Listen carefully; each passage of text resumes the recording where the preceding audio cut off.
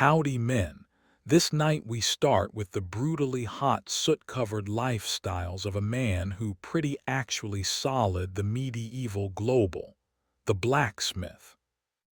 You have possibly visible them in movies, hammering sparkling iron in slow movement, with sparks flying majestically through the air.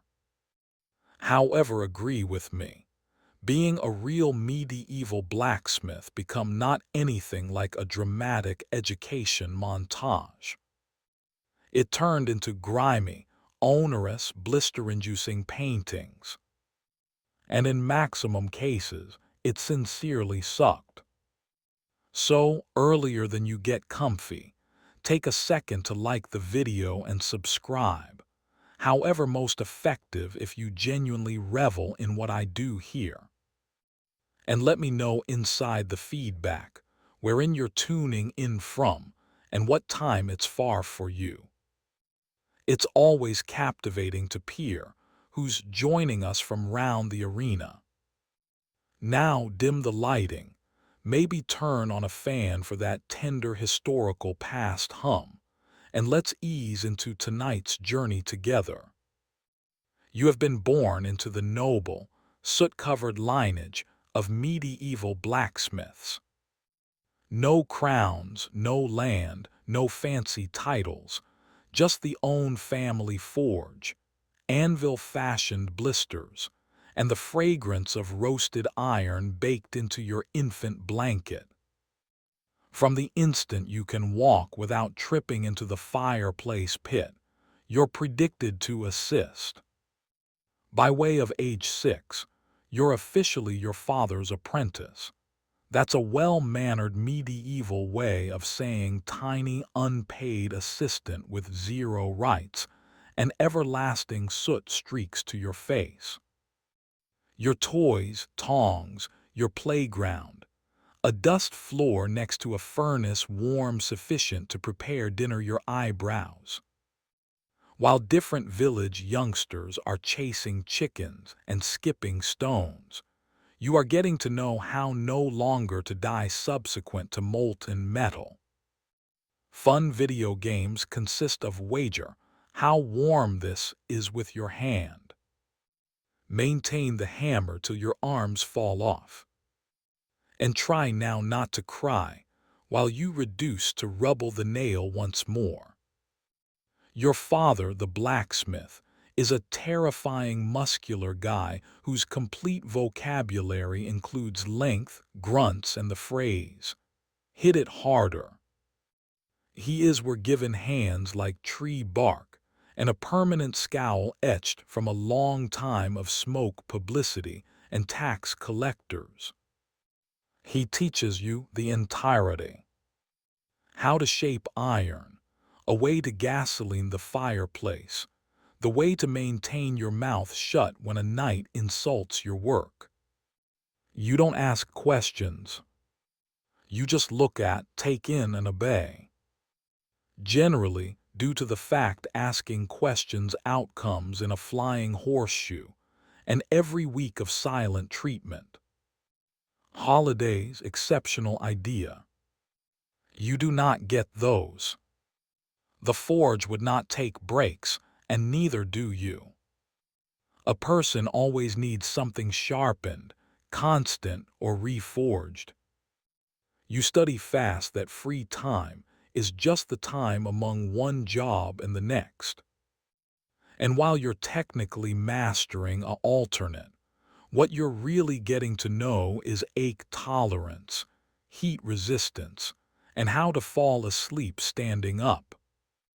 By the time you are 10, you already smell like iron, swear like a miner, and have palms strong sufficient to carry water buckets that weigh extra than your dog, assuming the canine did not run away from the noise 2 years ago. That is your life now. Welcome to the own family business. Hope you like sweat, smoke, and 70 years of again pain. In case you idea you'll get some precise years of playtime before the hammer got here down, think again. Formative years within the medieval Blacksmiths International is extra of an offer than a section. The instant you could carry a bucket without toppling over, you are drafted. Overlook games, toys, or any concept of fun. Your playroom is a smoke-stained shed filled with sharp objects and open flames. Your jungle gymnasium, a rack of tongs subsequent to a pit of sparkling coal. One incorrect step, and you're getting an unscheduled lesson in how lengthy your pores and skin can sizzle earlier than Dad notices. Your reliable process title is probably apprentice, but what it definitely means is do the whole lot nobody else desires to do and get yelled at besides. You stoke the fire, pump the bellows, sweep the ground, smooth the gear, restack the coal, and strive not to get impaled through a falling horseshoe. All earlier than breakfast, you receives a commission in meals, stern nods, and the occasional grunt of slight approval, which in blacksmith language way, you didn't absolutely spoil that these days. Meanwhile, the village kids you once knew are out inside the fields, perhaps throwing sticks or learning how to milk goats. You envy them, despite the fact that they do scent like cheese and manure. They could develop as much as be farmers or shepherds, humble jobs, positive, however ones that contain fewer sparkling weapons and marvel burns. You, however, are mastering to make nails by means of hand. Nails, hundreds of them bent, twisted, and reheated again and again, until they're instantly enough to keep a few lords' hen coop together. If you're fortunate, your father helps you to swing a hammer for your personal proper, after he factors out each unmarried factor you are doing incorrect. And do not even think about saying, "I'm tired." That word would not exist inside the forge. Fatigue is weak point. Burnout is for candles. You maintain swinging, preserve sweating, hold smiling, or as a minimum keep from crying in which anyone can see. Because in the eyes of your grasp, who's also your dad, you are now not an infant anymore. You're a blacksmith in education. And the training by no means ends. The forge is not simply in which you work. It is your entire lifestyles. It dominates your senses, reshapes your muscle groups, and rewires your brain. By the time you are for your teens, it would not just feel like an area. It looks like a living creature, a warm, smoky, temperamental beast that you have to feed, control, and worry. You know the sounds by way of coronary heart, the bellows wheezing, the iron hissing in the water, the pointy clang of hammer on metal echoing like a war drum. There's a rhythm to it, like a few brutal medieval symphony, and your body moves in time with it, whether you are awake or half of asleep. You prevent noticing the warmth after a while. It truly is no longer as it gets less difficult. It's because you've without a doubt popular it. Like gravity or taxes, you understand which stones get too warm to sit down on, which coals burn fastest, and which parts of the ground are secretly looking to murder your toes. Your skin darkens from smoke, not sun. Your clothes, the equal soot-stained tunic and leather-based apron you put on normal, smell like a mix of scorched wool, grease, and desperation. You do not vary on many things, However you do personal this forge. Not on paper, mind you. Your father still technically runs it, but in exercise it owns you. You begin to forget about what silence seems like. The hiss, the clang, the crackle, it is consistent. Whilst the forge does go quiet, it's nearly unsettling. You locate yourself twitching like you are lacking a beat in a song you've been pressured to memorize on the grounds that early life. Your pals, assuming you've kept any, barely see you. He is possibly at the forge turns into your default status. You're not a blacksmith. You are the forge, a legged extension of fireplace and steel.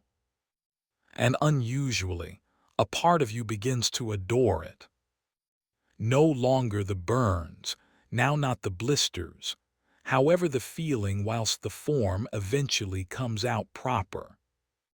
While the horseshoe fits, while the blade gleams, while the metal bends for your will. For a moment, you are not only a kid blanketed in soot. You're an author, a crafter, a important equipment inside the medieval system. Then the moment passes. The next order arrives, and the fireplace roars again. Time to get lower back to work. By the point your pals are simply starting to develop into their teenage limbs, yours already feel like they've been via a siege. Whilst they're getting taller and stronger, you're getting stooped, scarred, and stiff. Your hands are thick, however now not in a heroic knight lifting a sword manner.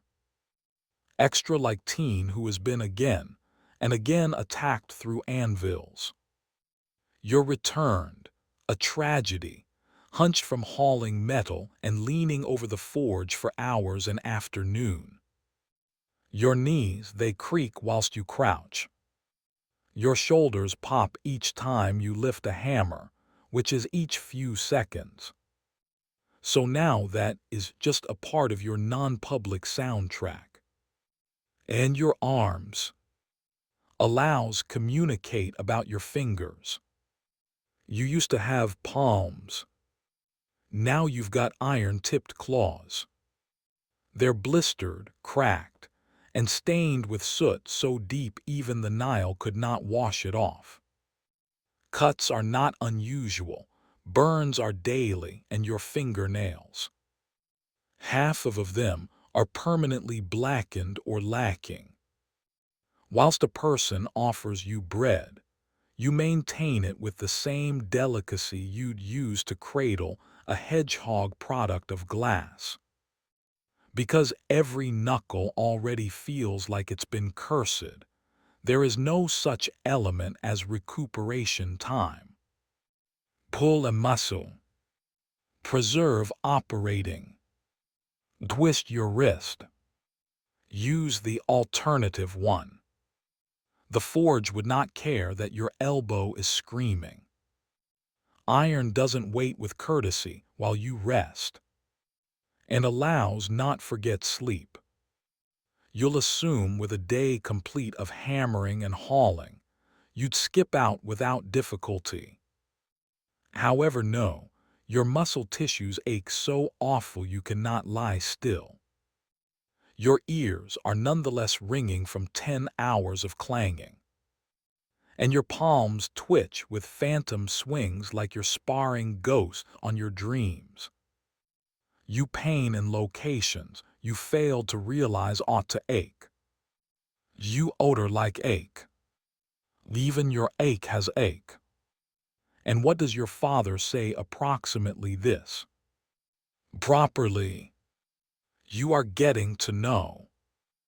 In a strange manner, you are no longer growing regardless of the ache. You are growing due to it. You're being hardened like the very metal you work. Shaped through heat, pressure, and repetition. But make no mistake, By the time you hit adulthood, your frame feels find it irresistible, already lived two lives and died midway through both. And the worst element, you're simply getting commenced. In most jobs, smoke is a trouble. To your job, it is a coworker, and an in particular impolite one.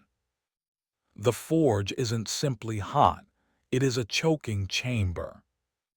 And every breath you take comes with the excellent aroma of bloodless dirt, scorched metallic, ash and remorse. If you could see definitely extra than 6 FT in advance, congratulations. A person forgot to mild the fireplace. There is no chimney, only a hole within the roof that leaks extra smoke in than it shall we out. You attempt establishing a window.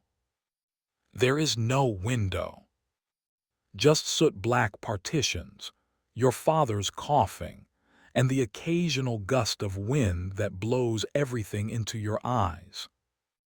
Besides your lungs, permits simply say they've entered an extended time period poisonous dating with smoke. Before everything it burns, then it irritates. Then someday it just turns into regular coughing fits. Part of the rhythm. Black mucus. Now not best.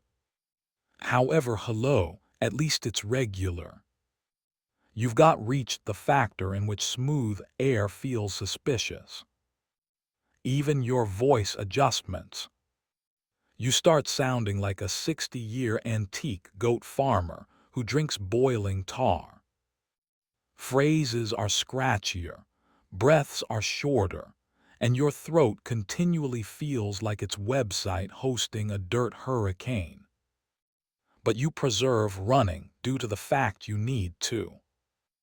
And it's no longer just the smoke from the hearth. There's metallic dust from grinding, oil fumes from quenching, and every so often burnt leather, charred timber, or something unfortunate material simply dropped into the coals. You've likely inhaled 3 special types of poison earlier than midday. Protecting equipment, please. A rag tied round your face is the first straight you may do. Or even that receives sweaty, gross, and in some way smells worse than the smoke itself. You take it off, and it is a bit more difficult to breathe. But as a minimum, you are not gagging for your very own sweat. Long-time period damage of root. Allergies, black lung, early death, all part of the career package deal. But you're now not wondering long time. You are considering completing that gate hinge earlier than your father notices how crooked it is. Within the international of a medieval blacksmith, air is simply another burden. You don't breathe to continue to exist.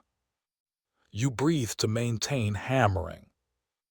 With the aid of now, you have evolved an intimate dadding together with your equipment, ordinarily based totally on ache, necessity, and mutual disrespect. Your hammer, it is basically an extension of your arm. You've got named it. You have cursed it.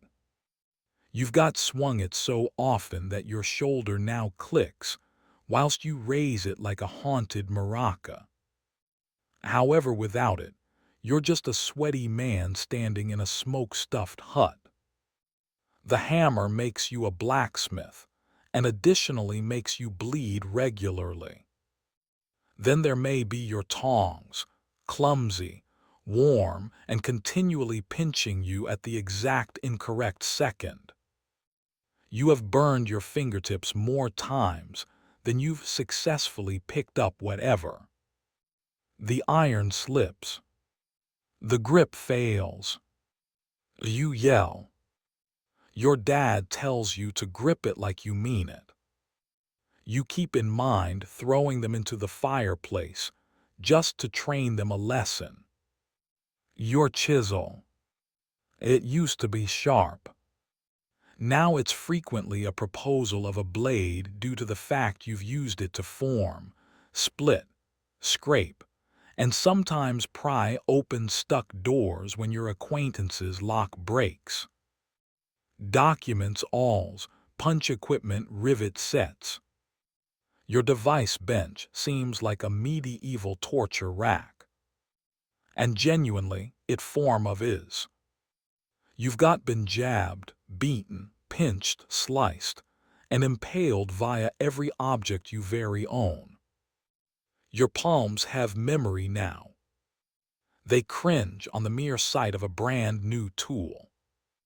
Your apron. It is supposed to protect you, and it sort of does.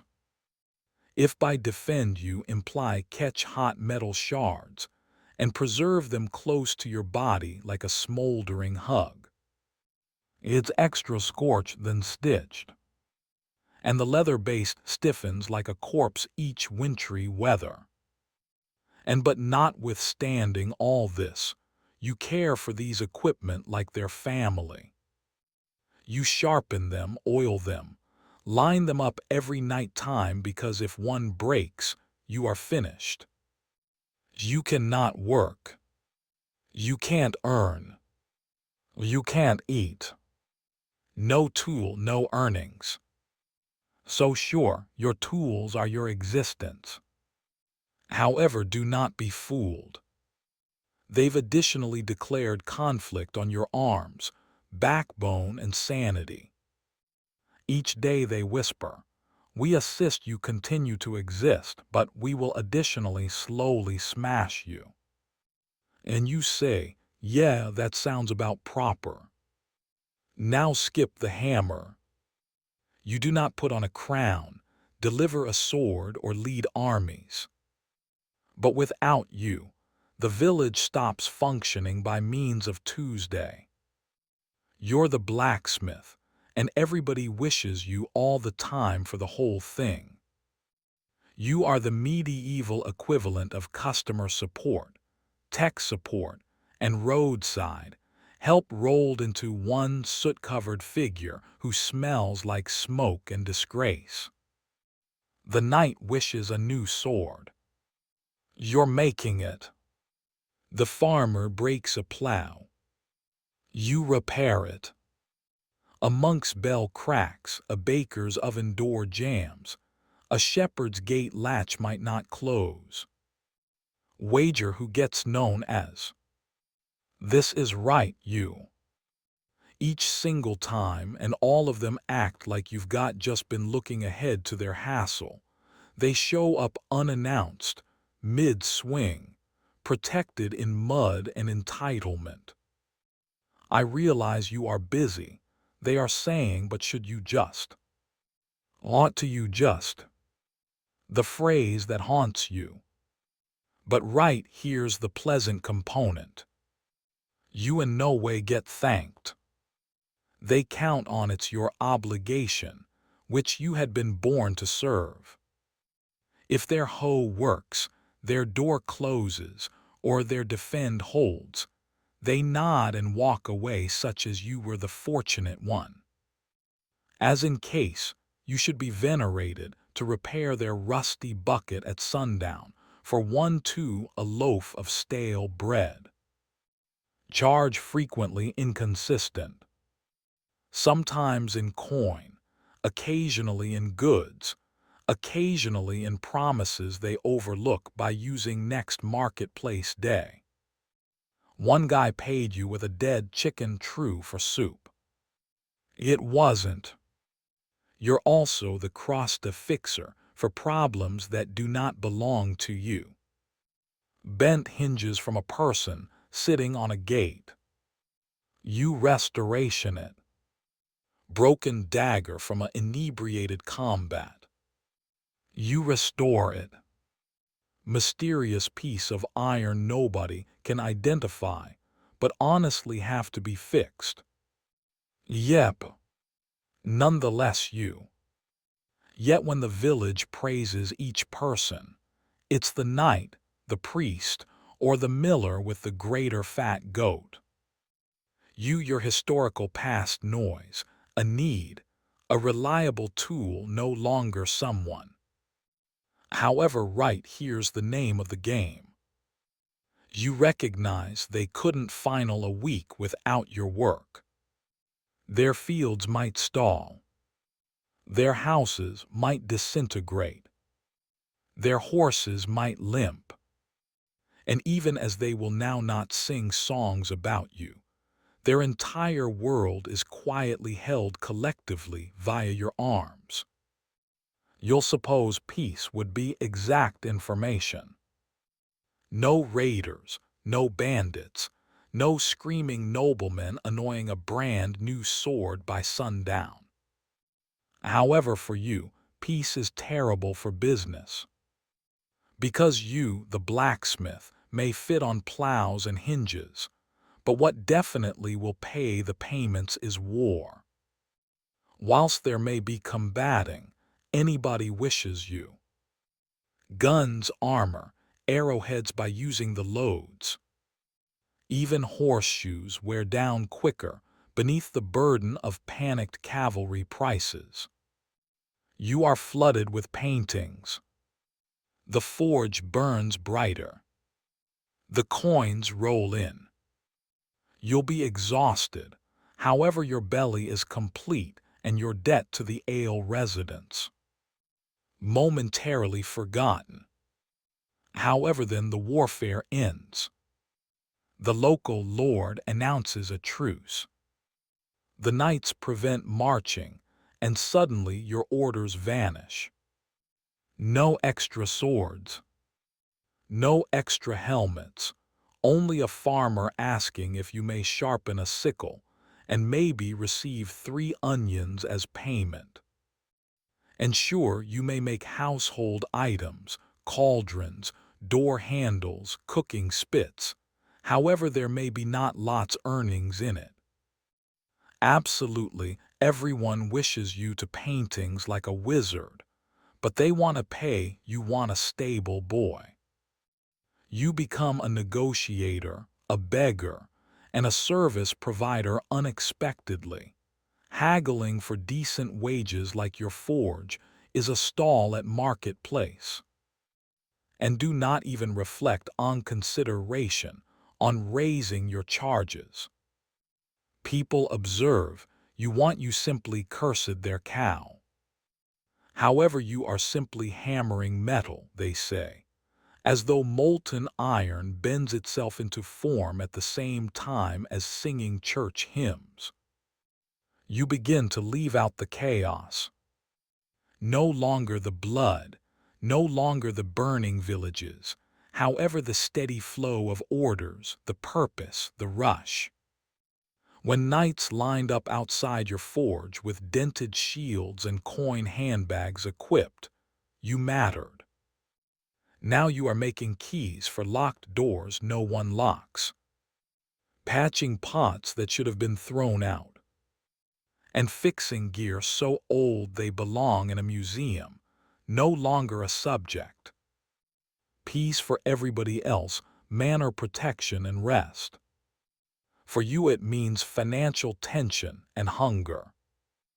And deep down, although you would never say it out loud, a part of you whispers, wouldn't mind a small skirmish, just a toddler, maybe a minor border dispute. Because while swords damage, you devour. A few jobs having quit, a clear end line, a challenge completed, followed by way of relaxation, applause, or at the least a warm bowl of stew. Blacksmithing isn't one of those jobs. Your work is in no way performed. Not these days, not tomorrow, no longer even for your dreams.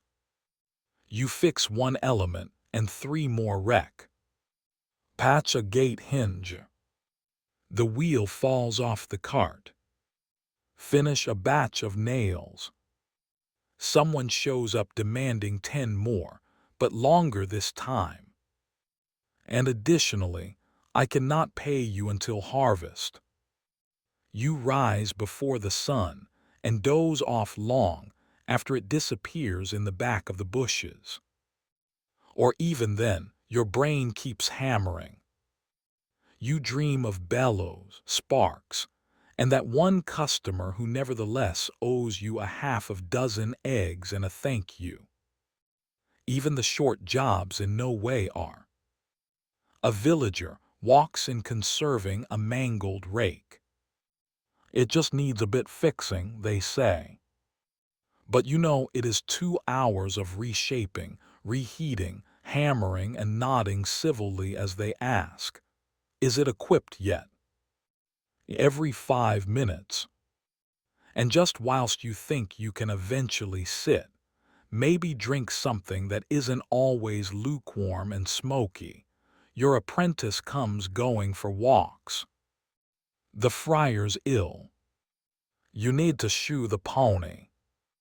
Of path you do, because you're the blacksmith. And around right here, blacksmith means all and sundry else's last lodge. The forge needs attention continuously. The fireplace won't stoke itself. The gear rust if not noted. Your anvil shifts within the summer warmness. Your bellows crack in the winter cold. The whole lot is both falling aside or threatening to. Even holidays don't stop the work. Sunday is technically an afternoon of relaxation. Except of root, someone's ox cart breaks at the way to marketplace. Then all of a sudden, you're in your apron, half wide awake, praying the priest doesn't stroll by way of even as you're hammering on the Lord's day. You don't keep a to-do list. That suggests there may be a point, while it's going to all be crossed off. There is not. Due to the fact blacksmithing is not a task. It is a cycle. Work, restore, repeat till your body gives out or your hammer does. And the worst part, you form of love it. You'll assume that pounding hot iron all day could earn you at least things: a great meal and a strong night's sleep. Wrong. Within the existence of a medieval blacksmith, food and rest are not guaranteed. They are luxuries, like clean water or polite clients. Allows communicate meals first. You work from sun as much as sundown, burning calories like a runaway horse. And what do you get? A bit of coarse bread, a bowl of bloodless pottage that would incorporate the day gone by's turnip, and perhaps maybe a piece of salted beef if it is a special day, which it isn't. You consume status up, one hand nevertheless clutching tongs, the opposite protecting your food from the forge's ash. Food are rushed. Conversations are grunts. And if someone knocks on the door mid-bite, due to the fact their latch is caught, guess what? That stew's going cold. You don't eat to revel in. You consume to survive. Gas in, hammer out. Now permits communicate sleep, or the cruel parody of it. When you ultimately move slowly into bed, your fingers are throbbing. Your again feels love it misplaced a bar fight, and your ears are nevertheless ringing from a full day of iron symphonies. Your bed, a straw-crammed sack that is both too lumpy, too flat, or full of mysterious crawling things. Your blanket, a scorched wool sheet that smells faintly of forge smoke, antique ale and regret. And simply as your eyes are remaining, your mind remembers that order you forgot to finish, or that hinge that cracked weird, or the fee you still have not acquired for that wagon wheel 3 weeks in the past. Sleep turns into a negotiation. You lie unsleeping, tossing, turning, calculating how lengthy you may put off repairs without a person banging to your door at dawn. And don't forget the nighttime surprises. A person's horse throws a shoe, a typhoon rips a door off its hinges, or a noble's sword urgently desires sharpening before a hunt.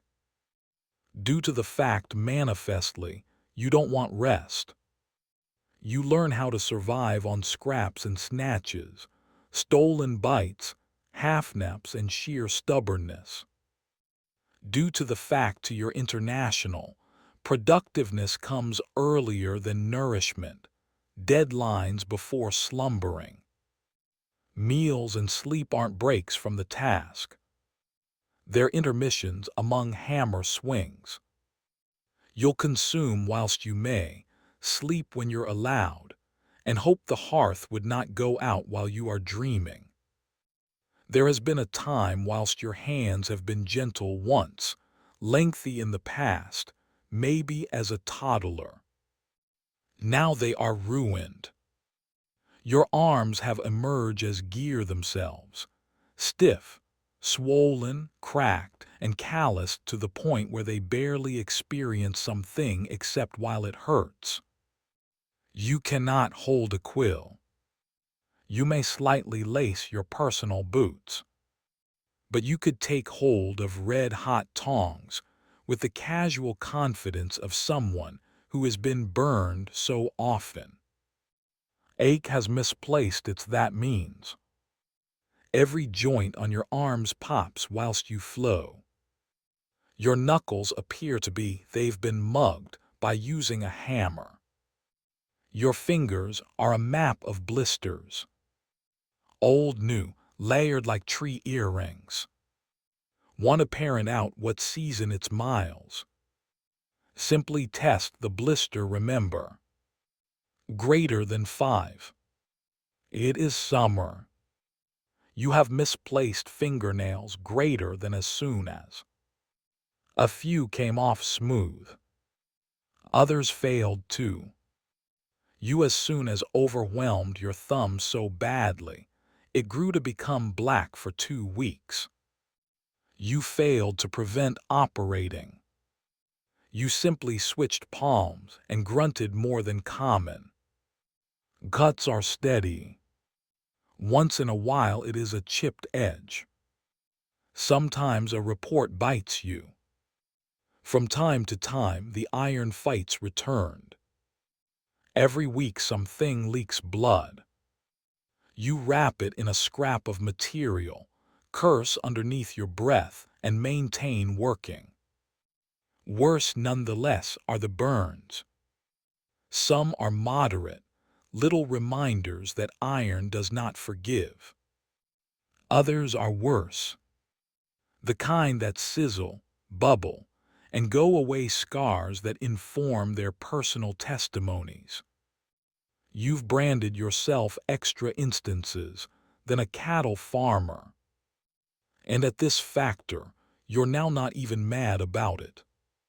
You're simply used to it. Your grip energy is the only factor it stepped forward.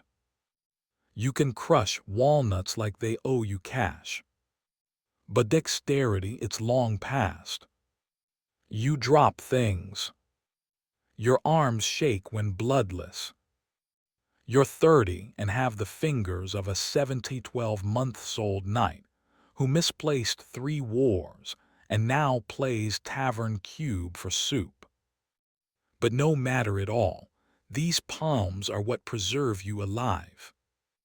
They shape swords, restoration hinges, and keep the hammer that holds your reputation.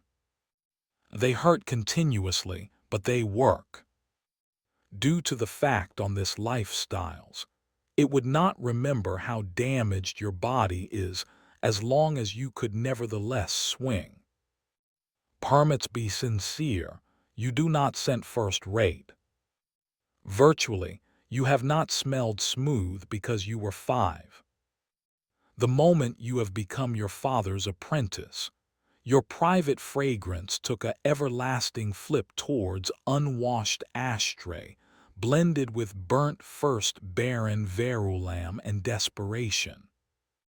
Welcome to blacksmith existence, in which, irrespective of how difficult you scrub, you odor like hearth for all time. The forge burns all day, and so do you. The smoke seeps into your garments, your hair, your skin. Your sweat would not even scent like ordinary sweat anymore. It's extra like smoked meat, unnoticed in the course of a warm spring. You can bathe in idea, but baths are rare.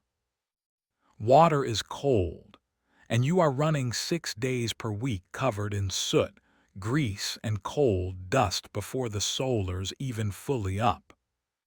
So what's the point? You would be filthy again by breakfast. Your garments are not any help. You wear the identical singed tunic and scorched leather apron every day. They haven't been actually clean for the reason that closing pageant, and even then, someone spilled ale on them earlier than noon. Now they just type of cling to your body like a protecting layer of hardened funk. You strive perfume, forget it. It lasts 10 minutes earlier than the forge eats it alive. Plant life wilt near you. Bread goes stale quicker. Cats hiss when you skip, and the worst part people note. You walk into the tavern, and the gang parts like the pink sea. The innkeeper already is aware of to seat you inside the nook near a window, if possible. No longer out of courtesy, however survival. Nobody desires to percentage a bench with the human embodiment of a burnt fence publish. Still, you take it in stride. A little shame is higher than going omitted. You're regarded. Human beings say it truly is the blacksmith, with a combination of appreciate and nasal soreness. You can now not be the most captivating man on the town, but you are clearly the most aromatic. Except smelling like hearth approach you've been working. Smelling like iron way you have been crafting. And smelling like sweat-soaked leather-based, dipped in soot and remorse. Nicely, that simply means you are a professional. You failed to select this lifestyles. The forge chose you through your father's calloused fingers, and the iron expectancies passed down like a rusty heirloom. And now you are doing the same. Your son doesn't play with wooden swords or run wild through the fields. He fetches coal, pumps the bellows, holds the tongs constant even as sparks rain down, and also you mutter, "Don't flinch." He is maybe 7, but already smells like burnt metallic and moist burlap. You feel a bit responsible, however most effective a piece due to the fact you are now not being cruel. You are getting ready him. This is the alternate. This is survival. He watches you swing the hammer, and also you see the way he stares, wittied, half of in awe, half in fear. You take into account that appearance. It is the identical one you used to offer your father returned when he seemed like a mountain. Now you recognize. He wasn't product of stone, simply exhaustion and duty. You educate the boy the whole thing. How to gauge heat by way of color. How to faucet, now not slam. How to concentrate to the metallic. You shout now and again, extra out of addiction than anger. Maintain it right. It truly is too bloodless. Don't cry. It is most effective a burn. You try and soften things while you could. A tale via the fireplace. A piece of dried fruit when you could come up with the money for it. But tenderness would not closing lengthy inside the forge. There's an excessive amount of work to do. His fingers will quickly appear like yours. His back will ache earlier than his voice cracks. He'll discover ways to sleep through ringing ears and wake up before dawn without being advised. He's going to outgrow his shirt, however now not the burn marks. And when you ultimately disintegrate, knees, shoulders, lungs, he will carry the hammer you could not carry. Human beings would possibly say it is unfair, that the cycle should give up. But that is how it's continually been. A lineage of soot, metal, and survival. You're now not just passing down a trade, you're passing down a legacy, a forge that in no way cools. So sure, you raise your son to do all of it once more. Not because you are cruel, but due to the fact someone has to keep the fireplace going. You've spent a lifetime standing too near hearth, swinging too much iron, and respiration too little clean air. It changed into by no means a query of in case your frame could fail, just when. And now it is occurring. Your knees creak like timber doors in a storm. Your lower back refuses to straighten. Your palms, as soon as robust enough to bend steel, now tremble whilst you raise a cup. The forge nevertheless roars, but your hands might not solution. The hammer feels heavier every day, as though it knows it's almost time to leave your grip. You don't exit in a blaze of glory. There's no heroic finale, no ballad. You really slow down. You begin handing tasks to your son. You sit extra, watch more. He asks you questions, and for the primary time, you warfare to bear in mind the solutions. The villagers begin going to him now. They still nod respectfully when they pass you, but they communicate in your boy. He's the only with the calloused palms now. The burns are clean on him. The ache of the craft has shifted to new shoulders. And quietly you're proud. You were by no means rich. You in no way owned land or books or great clothes, but you have been essential. You stored swords sharp, wheels turning, gates swinging, and farms running. The world did not thank you regularly, but it moved due to you. You probably won't see 50. Most blacksmiths do not. The harm piles up, lungs blackened from years of smoke, joints ground down like iron on stone, coronary heart worn out from consistent heat and attempt. But while you're long past, your paintings remains. Nails in church doorways, blades at noble hips, horses shaw and equipped to ride. You depart in the back of no titles, just gear, scars, and a son with a hammer. And that, to your international, is sufficient. They may bury you in an easy grave. No gold, no statue, only a name carved in wooden and a forge that also burns in your reminiscence. However, each clang that echoes through the village lengthy when you're long past, that is the sound of you continue to working. You were by no means a knight. You did not trip into warfare with banners flying or wear polished armor that stuck the daylight. However, you made that armor. You did not farm the land. However, you made the plows that carved it. You failed to bake the bread, but you solid the oven doorways.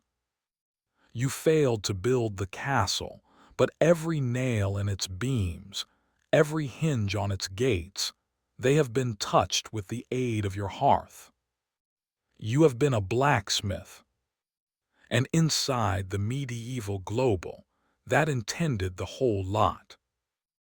Even as nobles argued and kings modified crowns, you stood via your forged day and day trip, shaping the sector piece by using peace. 1,000 small things, rivets, hooks, braces, buckles, not anything that attracts a crowd, the whole thing that holds the arena collectively. Your lifestyles turned into loud, but your legacy is quiet. Nobody wrote songs about your hammer. No bard praised your tongs. However, every working wheel, each unbroken sword, each barn door that swings instead of falling, that turned into you. Humans walked beyond your forge and saw smoke. They smelled sweat and soot and assumed that was all. However, inside, inner became a symphony of warmth and steel, of creation and persistence. You didn't simply forge iron. You forged civilization. One horseshoe, one blade, one nail at a time. And now, lengthy after your fingers have gone nevertheless, the fireplace maintains. Your son lifts your hammer. Your grandson learns the warmth. Your name might fade from reminiscence. However, the gear you constructed keep on, passed from hand-handy, generation to technology. You had been in no way crowned, never commemorated, in no way celebrated. But without you, nothing moved. No carts rolled. No armies marched. No homes have been secured. You had been the inspiration below the records books, the ember glowing under the testimonies of kings. And that matters greater than everybody ever stated aloud. Due to the fact in a global product of wooden, stone, and strength of will, you were the hearth, the silent spark that turned raw ore into development. You weren't simply a part of the arena. You stored it turning. Lengthy before alchemy became related to secretive eco-laboratories and robed mystics whispering over bubbling flasks. It was something some distance greater sacred and a ways greater historic. Its proper beginning lies no longer in medieval Europe, however within the shimmering heat of historical Egypt, wherein transformation wasn't a trick of science, but a divine principle etched into each corner of existence and death. The ancient Egyptians had a phrase for it, chemia, derived from chem, that means black land. It noted the darkish, fertile soil left in the back of by way of the annual flooding of the Nile. However, this wasn't only a poetic nickname for his or her geography. It held deep religious meaning. To the Egyptians, black changed into the color of potential, of richness, of raw count number waiting to be transformed. And so the land of Egypt itself became a metaphor for the transformative electricity of nature. That is in which the word alchemy, alchemia, would in the end be born. However, alchemy in Egypt wasn't just about turning base metals into gold. That obsession came later. For the historic Egyptians, alchemy turned into everywhere. It became within the ritual of mummification, where the frame of the useless changed into cautiously preserved, transfigured, and organized for eternity. It became inside the temples, wherein monks mixed oils, herbs, and minerals into sacred elixir. It became in the stars, in the soil, in the very act of cooking bread and brewing beer. Transformation, they believed, became the language of the gods. In fact, Egyptian alchemy was never simply physical. It became religious at its center. To exchange something outwardly, you first had to recognize it inwardly. This idea might echo via the centuries in alchemical texts from all cultures. Some legends say that those early Egyptian alchemists were guided by a divine figure, beheaded god of know-how, magic, and the moon. In keeping with regulation, found out the secrets and techniques of creation, transformation, and the soul's journey beyond death. Those secrets, it was said, were written on a paranormal item known as the Emerald Pill. However, earlier than we get to that, we need to recognize one reality. Alchemy began now not as a quest for gold, however as a sacred science of life. In Egypt, it was the fire that gave upward push to all others. And the whole thing that got here after, from Persia to Paris, would trace its roots returned to this historic fertile land. If historic Egypt became the birthplace of alchemy, then became its divine midwife. In Egyptian mythology, wasn't just a god. He became the god of know-how, magic, writing, time, and the very laws of the universe. With the pinnacle of an ibis and a moon disk above him, Thoth stood for equilibrium. And in an international captivated with order and transformation, he turned into the sacred scribe of all hidden truths. In step with fable Chemi, he embodied it. The Egyptians believed he had authored lots of books packed with divine information.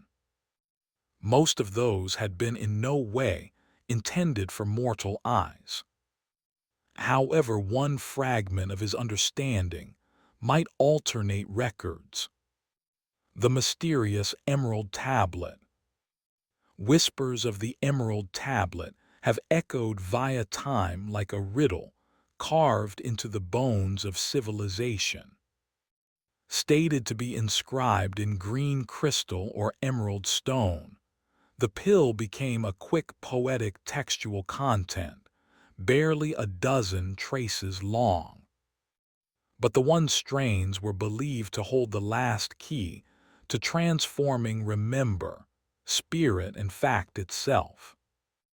It starts off evolved with a sentence that has haunted thinkers for centuries. That's above is like that is under, and that's beneath is like that's above. This simple line, the precept of correspondence, indicates that the microcosm and the macrocosm are mirrors. What happens within the heavens takes place within the human soul. What changes inside the lab echoes within the cosmos. The Emerald Pill failed to hand out instructions for making gold. It exceeded out an international view. It stated the sector isn't constant. The entirety may be delicate, elevated, transmuted. Not simply lead into gold, however lack of know-how into expertise, chaos into harmony, the mortal into the divine. The pill additionally speaks of the one issue, the supply of all introduction, and how it rises from the earth and descends from the sky, carrying the power of all things in its wake. Many noticed this one element as the logician's stone, others because the soul, the ether, or even cognizance itself. But perhaps the finest thriller wasn't the content material of the tablet, however who should apprehend it. You needed to be extra than a pupil. You had to be a seeker. And it become this sacred riddle gifted with the aid of Thoth that would live to tell the tale the autumn of Egypt and skip like a torch throughout borders and a while. First to Persia, then to the sector.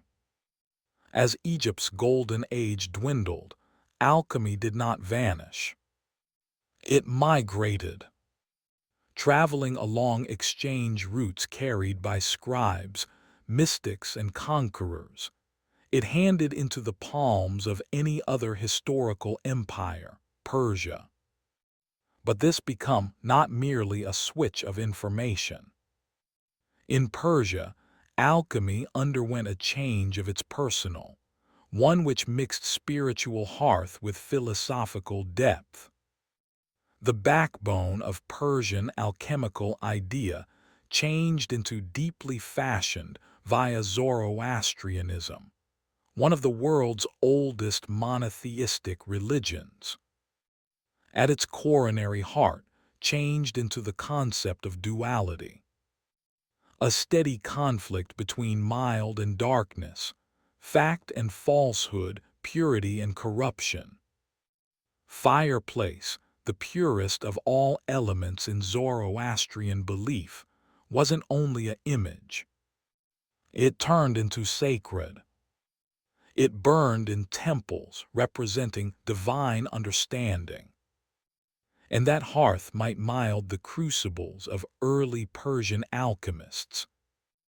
However, at the same time as spiritual thoughts burned vivid, it became a Greek-Egyptian mystic named Zosimos of Panopoulos who gave alchemy its first real voice, one that nevertheless echoes today. Living in Roman Egypt across the 3rd or 4th century CE, Zemos became no ordinary truth seeker. His writings fused technical descriptions of furnaces, stills, and elixir with extraordinary visionary trips. In his most well-known dream, he sees himself dismembered, burned, and converted in an alchemical furnace. But instead of horror, this vision is divine. It's the symbolic death of the self, the purification of the soul. Zemos did not think alchemy turned into just about changing metals. He believed the alchemists need to themselves be converted. Just as base count ought to be broken down before becoming gold, the alchemist had to go through, purify, and transcend. In his phrases, alchemy became a mystery of spirit and count number alike. He added the idea of non-secular alchemy, an idea a long way ahead of his time. Zemos's writings are complete of peculiar symbols, lions devouring serpents, guys melting into colored vapors, divine beings emerging from fireplace. Those were not chemical notes. They have been metaphors for the soul's adventure closer to perfection. Zosimos turned into also one of the first to strain that actual understanding couldn't be bought or memorized. It had to be earned. The path of the alchemist turned into a route of discipline, suffering, and revelation. His impact would ripple throughout centuries and continents. And even though a lot of his texts have been misplaced or misunderstood, one aspect became clear. Alchemy became now not only a proto-science, it had turned out to be a sacred philosophy. As the embers of ancient expertise flickered throughout the remnants of Egypt, Greece, and Persia, a new empire rose, and with it, a golden age of know-how. Below the banner of Islam, from the 8th to the 13th century, a huge intellectual renaissance commenced. While Europe descended into the dark a long time, towns like Baghdad, Cairo, and Cordoba became sanctuaries for philosophy, mathematics, astronomy, and alchemy. At the coronary heart of this revival stood a man whose call could end up legend. Jabir ibn Hayyan, recognized within the West as GBA.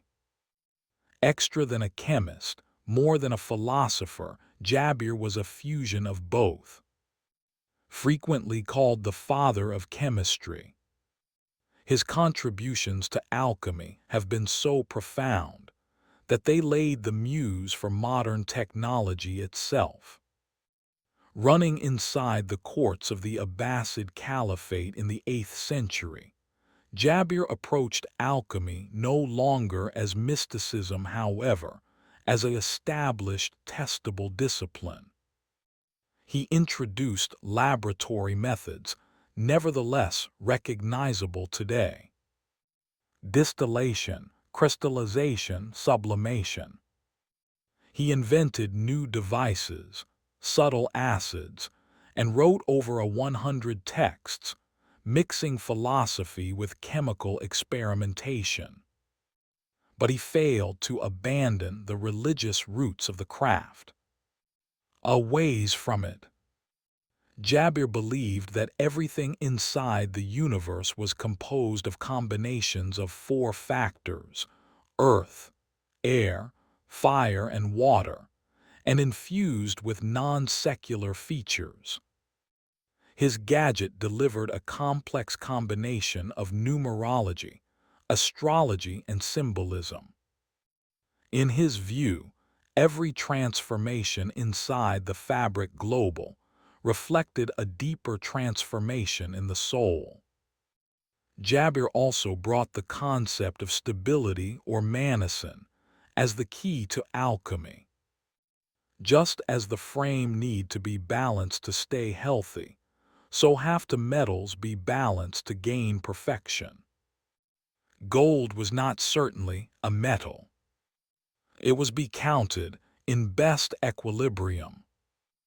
And if stability could be carried out through careful strategies, then even the basest steel will be accelerated. His affect did not live within Islamic borders.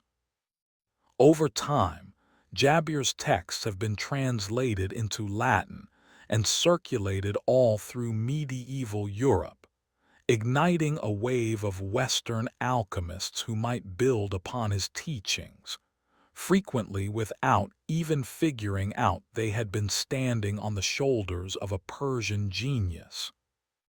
Through Jabir ibn Hayyan, alchemy took its most decisive leap forward. It became not simply sacred symbolism. It was a technique, a machine, a technology. And yet it remained what it had usually been, a map to transformation, each material and divine. As the Islamic world preserved and extended the know-how of the ancients, Europe remained cloaked in superstition and non-secular tension.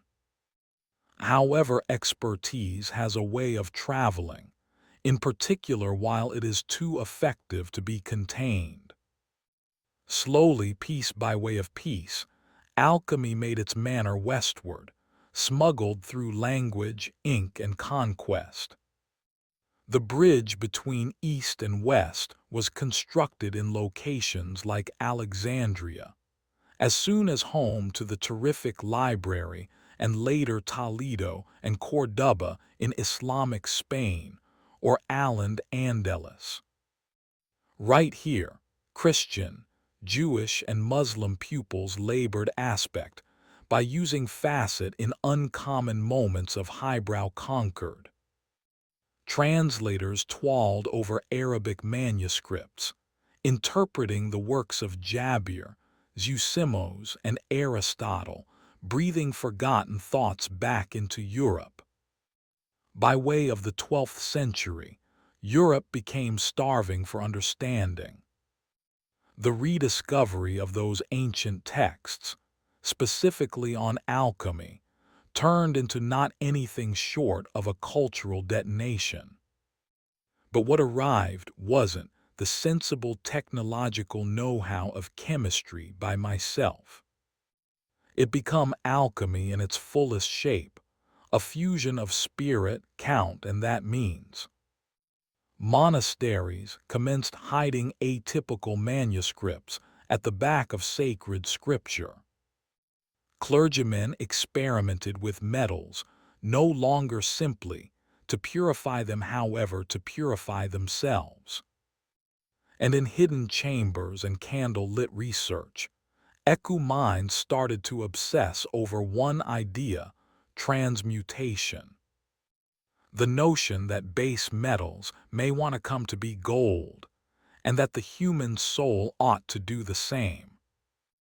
One of the maximum influential texts to attain Europe turned into the Turba Philosophorum, or Assembly of the Philosophers, a mysterious dialogue amongst historical sages discussing the secrets and techniques of nature. Then got here the Picatrix, a large Arabic grimoire packed with astrological and alchemical symbolism. Those works failed to simply skip on recipes. They carried worldviews. And people worldviews planted seeds in curious minds. The Latin translations of those texts circulated quietly, often disguised as spiritual or philosophical treatises to keep away from accusations of heresy. In any case, alchemy posed a risk. It challenged the fixed order of things. If lead could emerge as gold, could a peasant end up noble? Could man turn out to be divine? The church watched with suspicion. However, alchemy's attraction turned into too sturdy. It provided a hidden route to perfection out of doors of dogma, outside of authority. By way of the overdue Center Ages, Europe had taken the torch. The flame that after burned in Egypt, Persia, and Baghdad now flickered in castles, monasteries, and secret societies. Alchemy had crossed the brink, and it turned into about to adapt once more. Via the overdue Center Ages, alchemy in Europe had converted into something almost mythic. It was not just an intellectual pursuit. It was a holy quest. And on the heart of that quest lay one object, one idea, one obsession: the philosopher's stone. The stone wasn't just a chemical substance. It turned into a thriller wrapped in allegory, hidden in symbols and cloaked in riddles. Stated to have the power to transmute base metals into gold and grant immortality through the elusive elixir of lifestyles. The truth seeker's stone have become the maximum popular artifact in Western esoteric lifestyle. But to folks who honestly understood alchemy, the stone became no longer physical. It turned into non-secular. In alchemical manuscripts, it went with the aid of many names: Lapis philosophorum, the pink stone, the powder of projection. A few claimed it changed into a literal crimson crystalline substance. Others insisted it turned into a metaphor for spiritual awakening. However, all agreed it changed into the important thing to last transformation. Alchemists believed the universe itself turned into a dwelling organism, constantly striving towards perfection. Metals, too, had been alive, growing slowly inside the womb of the earth. Lead became, in reality, immature gold. And simply as nature advanced in the direction of stability, Guy should evolve as nicely. The philosopher's stone was the accelerant of that evolution. Eco-alchemists like Albertus Magnus, Roger Bacon, and later Paracelsus devoted their lives to know how the strategies of nature in pursuit of this last fact. They constructed furnaces, studied astrology, collected uncommon minerals, and wrote cryptic texts filled with serpents, suns, dragons, and kings. All metaphors for the stages of internal and outer transformation. The stone's creation became said to comply with a path called the magnum opus, or superb work. It started out with negretto, the blackening symbolic of loss of life, decay, and the breaking down of ego. Then got here albedo, the whitening purification. Then citronous, the yellowing, illumination, and finally rubido, the reigning rebirth and the emergence of the stone. However, why cover this procedure in metaphor? Because true transformation, alchemists believed, wasn't intended for the uninitiated. The stone would display itself most effective to individuals who had been geared up, no longer simply intellectually, however spiritually. To seek the stone turned into to seek perfection. And at the same time as many searched for gold, the wisest alchemists knew the best thing well worth perfecting changed into the soul.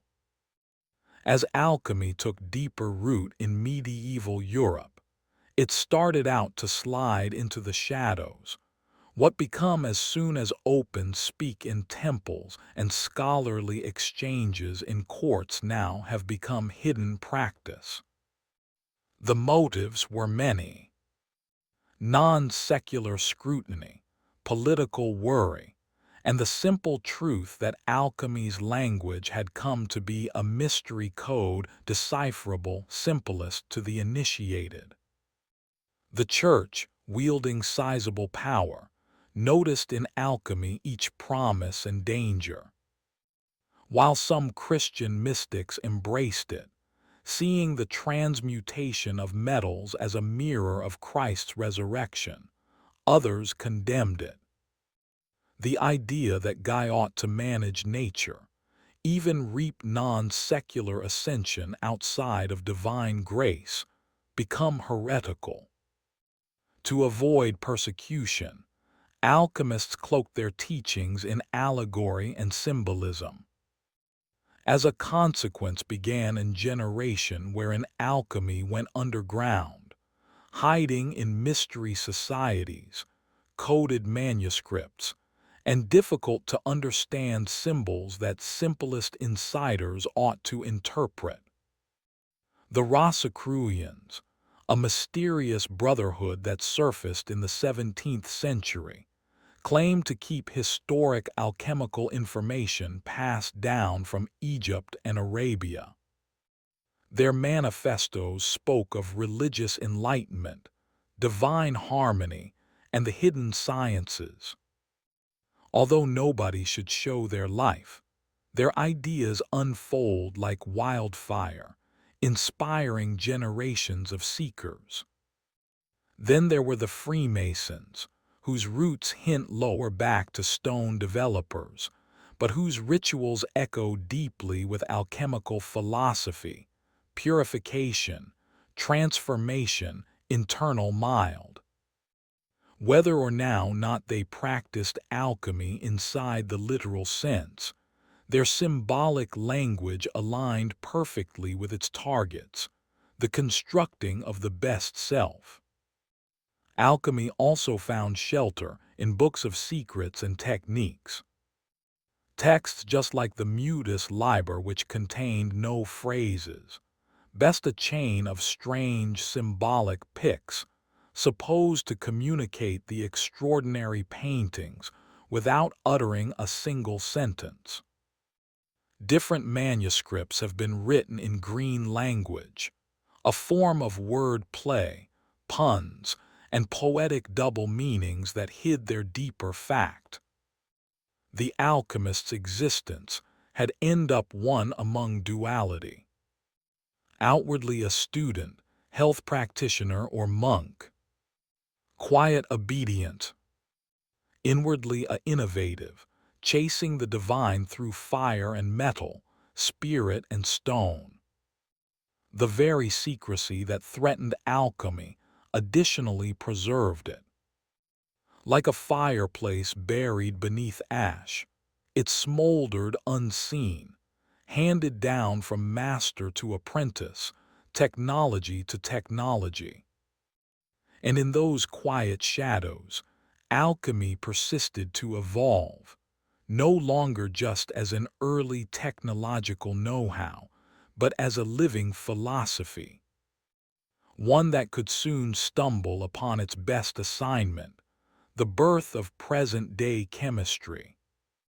Through the 17th and 18th centuries, a quiet revolution became brewing, one that might both inherit and bury the legacy of alchemy. The Age of Enlightenment had arrived. The mysticism and metaphor that after-cloaked alchemical idea have been no longer welcomed in scholarly halls. In their area got here a new language. Empiricism, good judgment, and repeatable consequences. Alchemy's successor had arrived. Its name turned into chemistry. This wasn't an abrupt execution. It changed into a slow, methodical transformation. Many of the earliest chemists were in fact alchemists. They in reality shifted recognition. The intention changed into now not religious perfection or the transmutation of souls, but measurable exchange. No greater dragons and black suns, just beers, balances, and specific documentation. One of the final nails in the coffin came with Robert Boyle, regularly referred to as the daddy of contemporary chemistry. In his 1661 e-book, The Skeptical Chemist, Boyle argued that matter become made up of atoms and that chemical reactions will be explained without mystical forces. He failed to mock alchemy, however he stripped it of its esoteric language. Boyle believed in the alchemist's power to transform, however insisted it must be defined through natural laws, no longer allegory. Soon after, Antoine Lavoisier could discover the role of oxygen in combustion and disprove the ancient idea of the four elements: earth, air, hearth, and water. The periodic desk might comply with. Laboratories have become secular temples of information. Alchemy with its hidden codes and sacred metaphors become visible as old, an embarrassment to real technological know-how. But here's the anomaly. Chemistry owed its very life to alchemy.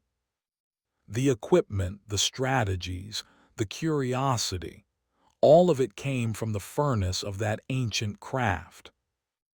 Alchemy had walked in order that chemistry could run. Nonetheless, the arena was converting. Industrialization demanded effects. No longer riddles. Governments funded laboratories, not motels.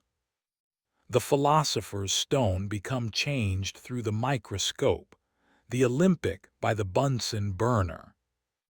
What changed into as soon as sacred had come to be fabric? Yet no longer all became misplaced. In hidden corners and quiet minds, alchemy nonetheless breathed, now not as a technology, but as an image of transformation, of team spirit, of the eternal dance between depend and spirit. And while the sector became to chemistry for solutions, a few nonetheless appearance to alchemy for which means.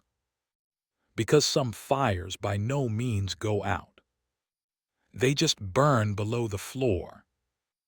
Alchemy may additionally have vanished from the halls of science, however it by no means truly died. Alternatively, it converted just as it continually taught that each one things should. What began within the tombs of Egypt, subtle within the fireplace temples of Persia, and encoded in the hidden texts of medieval Europe, didn't definitely disappear. It advanced, splintering into chemistry, psychology, medication, and even cutting-edge spirituality. Its outward shape became shed, but its inner message persevered. Inside the 20th century, a brand new kind of alchemist emerged, no longer with a furnace, however with a pocket book and a thoughts complete of dreams. Carl Jung, the Swiss psychologist, rediscovered the hidden know-how of alchemy and gave it new life. He argued that the ancient alchemists weren't just remodeling metals. They had been unconsciously mapping the human psyche. The blackening negretto changed into depression. The whitening albedo changed into insight. The reigning rubo become the start of a unified self. The truth-seeker's stone, Jung stated, changed into individuation, the system of turning into entire. Alchemy, it turned out, had usually been about greater than gold. Today, we see its fingerprints everywhere, in self-assist books preaching transformation, in testimonies of heroes who descend into darkness to go back reborn. Inside the very language we use, words like refine, distill, purify, all echoes of the alchemist's path. Even in technology, the spirit of alchemy lingers. Chemists still transmute factors in nuclear reactors. Physicists communicate of darkish be counted and unified fields with the equal wonder alchemists, as soon as had for ether and quintessence. The search for the fundamental constructing blocks of the universe maintains. Handiest the language has modified. But possibly, the true legacy of alchemy lies in its insistence on wholeness. It in no way separated spirit from count, or technological know-how from thriller. It taught that the transformation of the arena starts with the transformation of the self. That in the back of each test changed into a sacred query. Who are you turning into within the process? In a global pushed via speed, through generation, by means of the bloodless precision of information, alchemy whispers an ancient fact that to change anything simply, you need to additionally be inclined to trade yourself. And so the alchemist's fire nevertheless burns, now not in crucibles but in hearts, ready, calling, remodeling. because alchemy changed into by no means only a science. It became a replicate. At the beginning glance, Cappadocia seems like a surreal painting. Its floor dotted with towering stone chimneys and rippling ridges carved via wind and time. Vacationers marvel on the bizarre beauty above. But what Maximum never recognize is that the real marvel lies beneath their toes. Deep beneath this Turkish landscape is a forgotten international, a labyrinth of subterranean towns stretching for miles. Those aren't simple caves or makeshift shelters. There are entire urban complexes hidden underground, whole with houses, chapels, wells, meals, garage, stables, or even faculties. A few move down as a long way as 18 memories, housing lots of people inside the shadows of the earth. The most astounding part, many of these cities were completely unknown till the mid-20th century. In 1963, a man renovating his domestic within the metropolis of Derinkuyu knocked down a wall in his basement. What he observed at the back of it wasn't brick or dirt. It turned into a tunnel. That tunnel caused another, then to a chamber, then to a spiral staircase. He had accidentally exposed an historical front to one, in all the most important underground cities inside the world. It was as if a whole civilization had chosen to disappear below the ground, leaving in the back of no signal except silence. But Derinkuyu was certainly one of many. Over the many years, archaeologists have diagnosed loads of underground settlements in the course of Cappadocia. At the least 40 essential ones, interconnected via slim corridors and secret breakout routes. These were not random burrows. They had been intentionally deliberate and engineered. Massive stone doors ought to seal off passageways from the inner. Ventilation shafts introduced clean air from the floor. Wells tapped into underground aquifers, ensuring clean water even beneath siege. Why might all and sundry build something so problematic under the earth? That query has haunted historians for years. Theories abound. Have been these cities hiding spots from invading armies, monastic refuges, secret non-secular sanctuaries? Or have been they something far older, a ways stranger? Whatever the motive, one issue is clear. Cappadocia wasn't just a vicinity. It became a safe haven, an international underworld, an area where thousands may want to disappear from the surface and live their lives totally underground. And the deeper you move into these cities, the stranger the tale will become. To apprehend why people constructed towns underneath Cappadocia, we first need to understand the land itself. Because Cappadocia is no ordinary terrain. Millions of years in the past, a series of violent volcanic eruptions buried vital Turkey below layers of ash.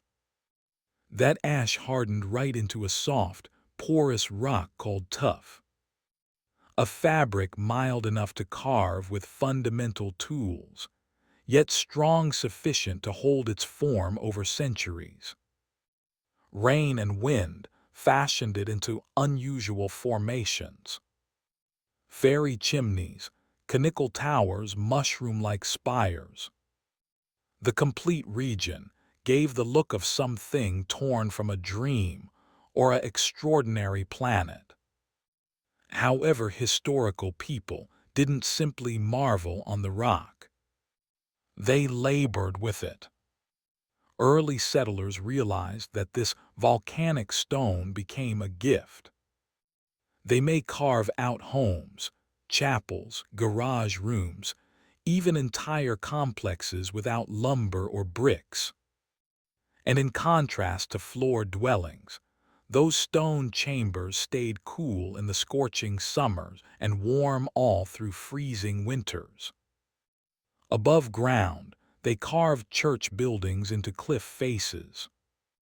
But under floor, that is wherein the real magic took place. It probably commenced with easy caves, small hideaways to save food, to escape heat, or to safe haven from storms. However, over the years, as threats grew and communities elevated, the one's caves grew too. They advanced into interconnected rooms, then degrees, then networks. And as soon as the digging commenced, it failed to prevent. Entire societies vanished below the soil, carving deeper and deeper, not randomly, but with aim. Tunnels connected houses to kitchens, stables to wells, rooms to chapels. They created airflow shafts that reached the surface and filtered sparkling air through more than one stories. They even dug vertical staircases wide enough for humans and livestock, yet slender sufficient to protect. What is absolutely tremendous is how historic these structures may be. Even as many underground towns had been expanded during the Byzantine generation, some archaeologists agree with that the unique stages, in particular in locations like Derinkuyu and Kakla, should date back to the Hittite Empire or maybe in advance round 2000 BCE. This land invited transformation, and the human beings of Cappadocia replied with the aid of shaping it not with machines, but with patience, imaginative and prescient, and survival in mind. The earth wasn't just a foundation. It became a safe haven, a citadel, a 2D sky, best inverted and filled with secrets and techniques. But what precisely have been they hiding from? It truly is the query we explore subsequent. Underneath the quiet city of Derinkuyu lies something extraordinary. A city no longer above the earth, however deep underneath it. A town that nobody even knew existed until 1963. Whilst a person doing simple renovations in his home knocked down a wall and determined a darkish tunnel stretching beyond sight. That tunnel caused chambers. The chambers led to corridors. Staircases spiraled downward into the rock, main from room to room, degree to degree, till eventually explorers located themselves standing 18 tailies beneath the floor. That they had uncovered Derinkuyu, the biggest and innermost underground city ever determined in Cappadocia, and likely the arena. What archaeologists discovered changed into fantastic. This wasn't a brief hideout or an emergency safe haven. Bold Kuyu became a dwelling town, carved completely out of volcanic stone. It had houses, churches, communal kitchens, wine and oil presses, storage rooms, schools, and even a baptismal chamber. It may house an anticipated 20,000 human beings, along with their farm animals and food supplies. It changed into engineered with outstanding precision. Massive rolling stone doorways formed like millstones, will be pushed to seal off tunnels in case of attack. Those weren't simple blocks. They had been perfectly outfitted, movable from the inner, and almost not possible to pressure open from the out of doors. Airflow shafts snaked upward through the rock, turning in fresh air to the innermost degrees. Wells accessed underground aquifers to provide water without surfacing. There was even a undertaking college complete with study rooms, suggesting that this town wasn't pretty much survival. It was approximately continuity, teaching, worship, network. But here's what makes Daranuyu so mysterious. We don't honestly understand who first built it or why. Some trust it turned into multiplied through early Christians fleeing Roman or Arab persecution. Others argue the rules are a ways older, perhaps relationship back to the Phrygians, or maybe the Hittites lots of years before Christ. Why visit such terrific lengths to vanish underground? Became it to get away invaders, as many accept as true with? Or was the chance no longer human at all? Deringuyu holds no inscriptions, no names, no definitive timeline, simply rooms, tunnels, and questions.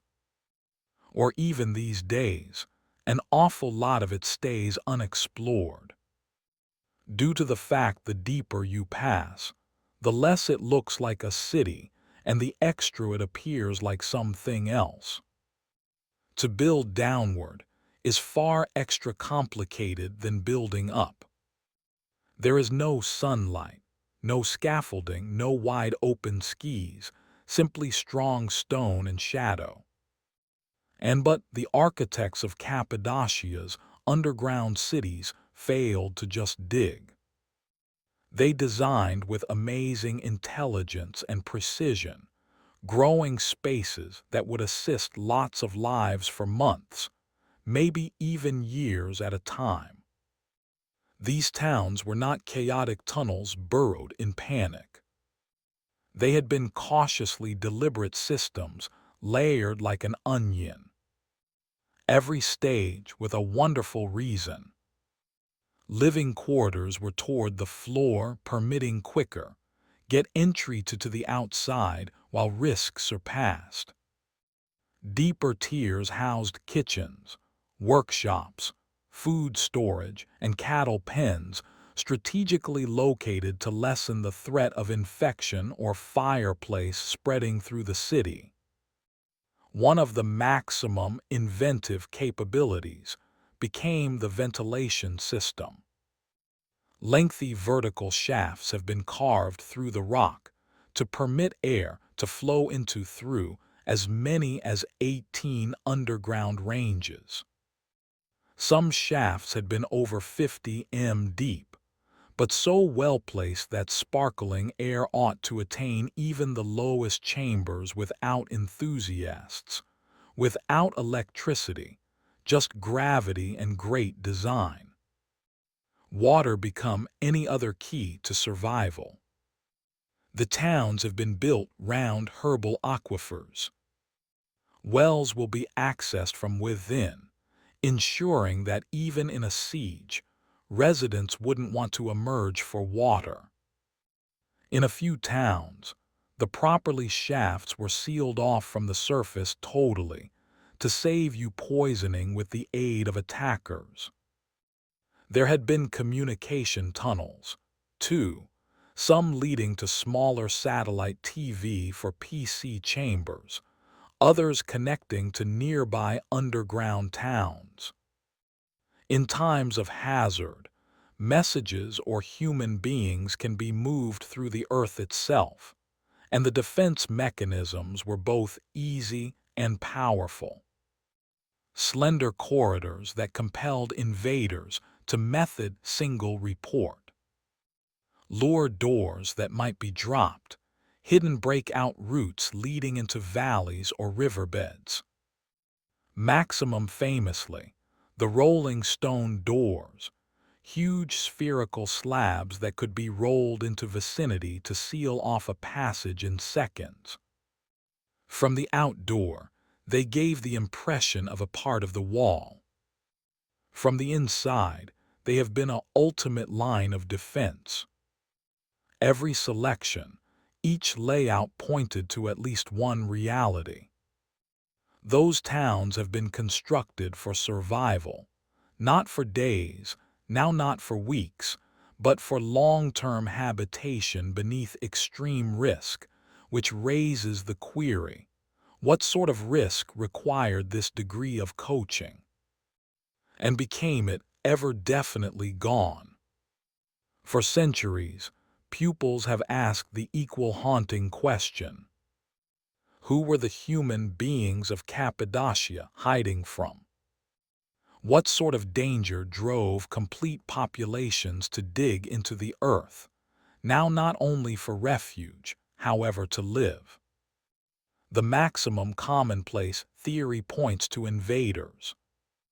Central Anatolia was a crossroads of empires.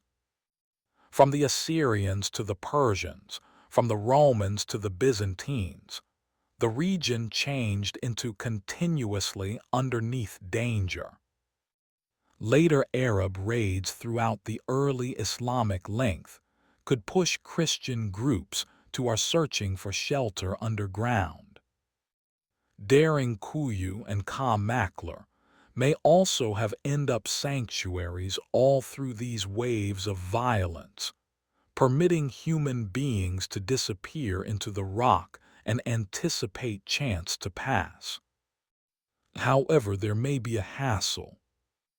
The intensity, complexity, and sheer scale of those underground cities advise they weren't built in a hurry. This wasn't a desperate act. It turned into a long time period plan requiring generations of digging, engineering, and refinement. Some of the innermost chambers appear to predate Christianity completely. So who built the primary layers? A few historians trace the earliest tunnels back to the Hittite Empire, nearly 4000 years ago. Others advise the Phrygians may also have extended them. But beyond these educated guesses, the file grows silent. There aren't any inscriptions, no carvings, no direct evidence telling us who first vanished below the surface or what they had been running from. That's wherein the theories begin. A few accept as true with those cities have been constructed now not to break out different human beings, but something else. Herbal disasters, solar activities, even historic struggle that may have scarred the skies and poisoned the land. Greater fringe theories move deeper, suggesting that the towns have been constructed to hide from beings, not of this global. The type of being spoken of in myths throughout cultures, sky gods, watchers, destroyers. The concept is tempting. If you observe the extent of secrecy, the air shafts disguised from view, the getaway routes, the stone doors, it almost feels like the developers had been seeking to disappear completely. As if anything they feared did not simply attack, it hunted. Even as those thoughts remain speculative, they mirror a critical thriller. Regardless of how many layers archaeologists find, the center query remains unanswered. Who were they hiding from? And did it paintings? Due to the fact now and again the deeper you dig, the darker the reality will become. Believe reciting no longer just a day, but months, maybe even years, absolutely underground. No sunlight, no open skies, just stone partitions, flickering oil lamps, and the ever-present hush of lifestyles beneath the earth. This changed into truth for thousands in Cappadocia during instances of threat. However, what did everyday life honestly appear to be internal, these widespread underground cities? Regardless of the darkness, those spaces weren't lifeless. They were alive with habitual, carefully dependent for communal survival. Households lived in multi-room compartments. Kitchens have been positioned on decrease ranges to manipulate smoke more successfully, and food became cooked in clay ovens. The fragrance of baked bread, likely combined with the damp scent of stone and farm animals. There had been churches and chapels carved with crosses and altars, a few even containing complicated fresco. People failed to simply live to tell the tale right here. They prayed, worshipped, and practiced rituals. There have been communal regions for conferences, schooling rooms for youngsters, and lengthy corridors that echoed with voices and footsteps. Lights got here from oil lamps, dozens of them scattered along the passageways. Smoke became channeled through cleverly designed shafts that doubled as ventilation. But existence right here wasn't smooth. Fresh air turned into confined. Darkness was regular. And silence, whilst it fell, became absolute. Water became drawn from deep wells tunneled into aquifers. Grain turned into, saved in sealed chambers to prevent spoilage. Wine presses and olive oil vats were discovered carved into the rock, suggesting that even underground, existence had flavor and ritual. The towns have been built for the lengthy haul. They were not a closing lodge. They had been a prepared fact. Livestock, sheep, goats, chickens have been stored in dedicated pens, typically near the doorway levels for simpler control and air flow. Their presence served a dual cause, meals and warmth. No matter the constrained spaces, the builders understood the psychology of survival. Rooms had been laid out in ways that gave households privacy, even as shared areas created an experience of community. Life underground wasn't pretty much hiding. It was approximately retaining a way of lifestyles, a tradition, and a people. It's a humbling idea. At the same time as wars raged above, entire civilizations persevered under, hidden in silence. Human beings married, taught their youngsters, mourned their dead, all within stone chambers lit with the aid of fire. To stay underground became not to stay in fear. It was to live with goal. Cappadocia's underground cities were not remote pockets of safe haven. They have been a part of something a good deal larger. Beneath the valleys and hills of this volcanic area lies an extensive network of tunnels, chambers, and hidden passageways that seem to attach multiple towns together. Daringuyu, Kaklu, Oskak, and others won't have just been separate settlements, but portions of a unified subterranean civilization. A number of these tunnels stretch for Killam, weaving below the countryside like veins under pores and skin. Slim, winding, and regularly no wider than a man's shoulders. They were probably used for secret motion, getaway routes, or even transporting messages and supplies from one underground complex to another. During Kuyu and Kakla, two of the biggest cities are believed to be related via the sort of tunnel, almost 9 km lengthy. It is now not simply marvelous engineering. It's proof of coordinated making plans on a scale rarely visible in historical structure.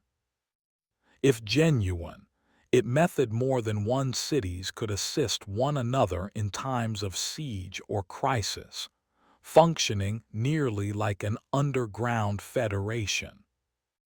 But these tunnels were not only for application. They were also defensive.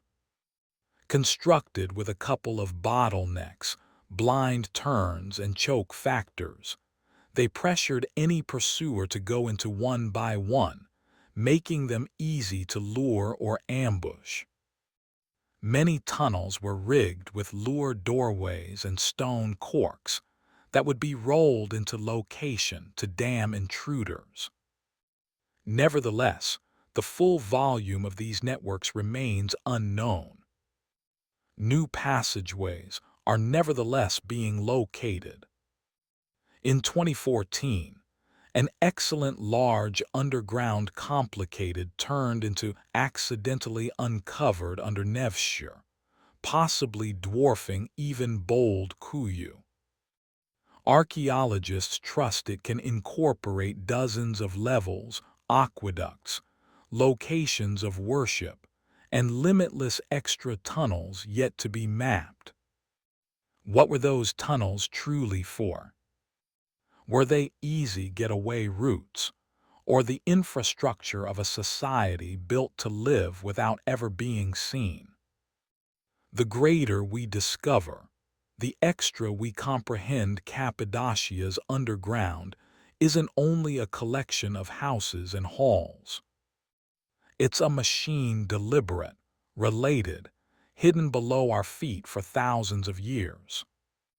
And maybe, simply maybe, there's nonetheless extra ready to be located. Entire towns buried no longer by means of time, but through purpose. Due to the fact in Cappadocia, the earth doesn't simply cover secrets, it protects them. No matter decades of excavation and observe, Cappadocia's underground towns continue to be wrapped in thriller. The stone walls may be silent, however the questions echo louder than ever. Not simply how they have been built, however why. And whilst historical solutions fall short, myths and opportunity theories rush in to fill the void. One of the most enduring questions is ready the real age of those towns? Conventional archaeology ties their foremost enlargement to the Byzantine length, whilst Christians sought shelter from invading forces.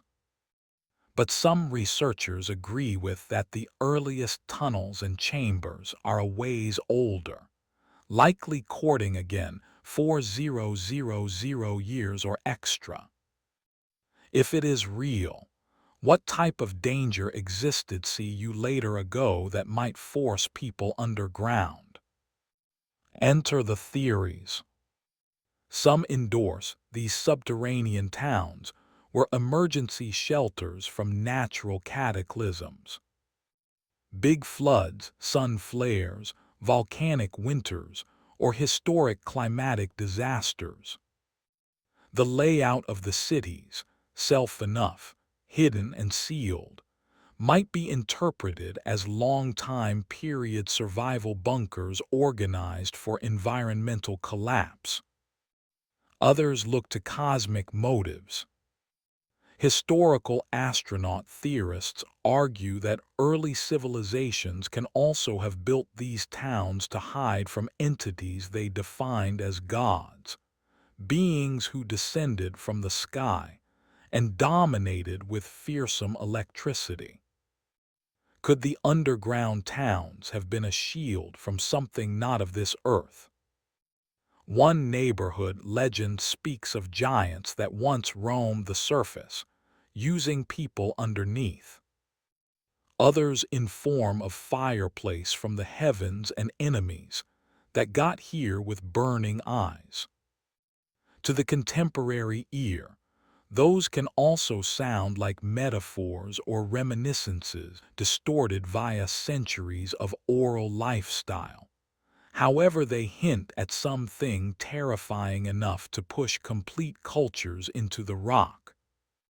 There are also theories tied to the symbolism of the earth itself. In a few historic traditions, descending into the ground represents an adventure into the underworld, a metaphorical death and rebirth. Have been these towns religious sanctuaries, locations of ritual transformation? Or have been they never deserted but forgotten on cause?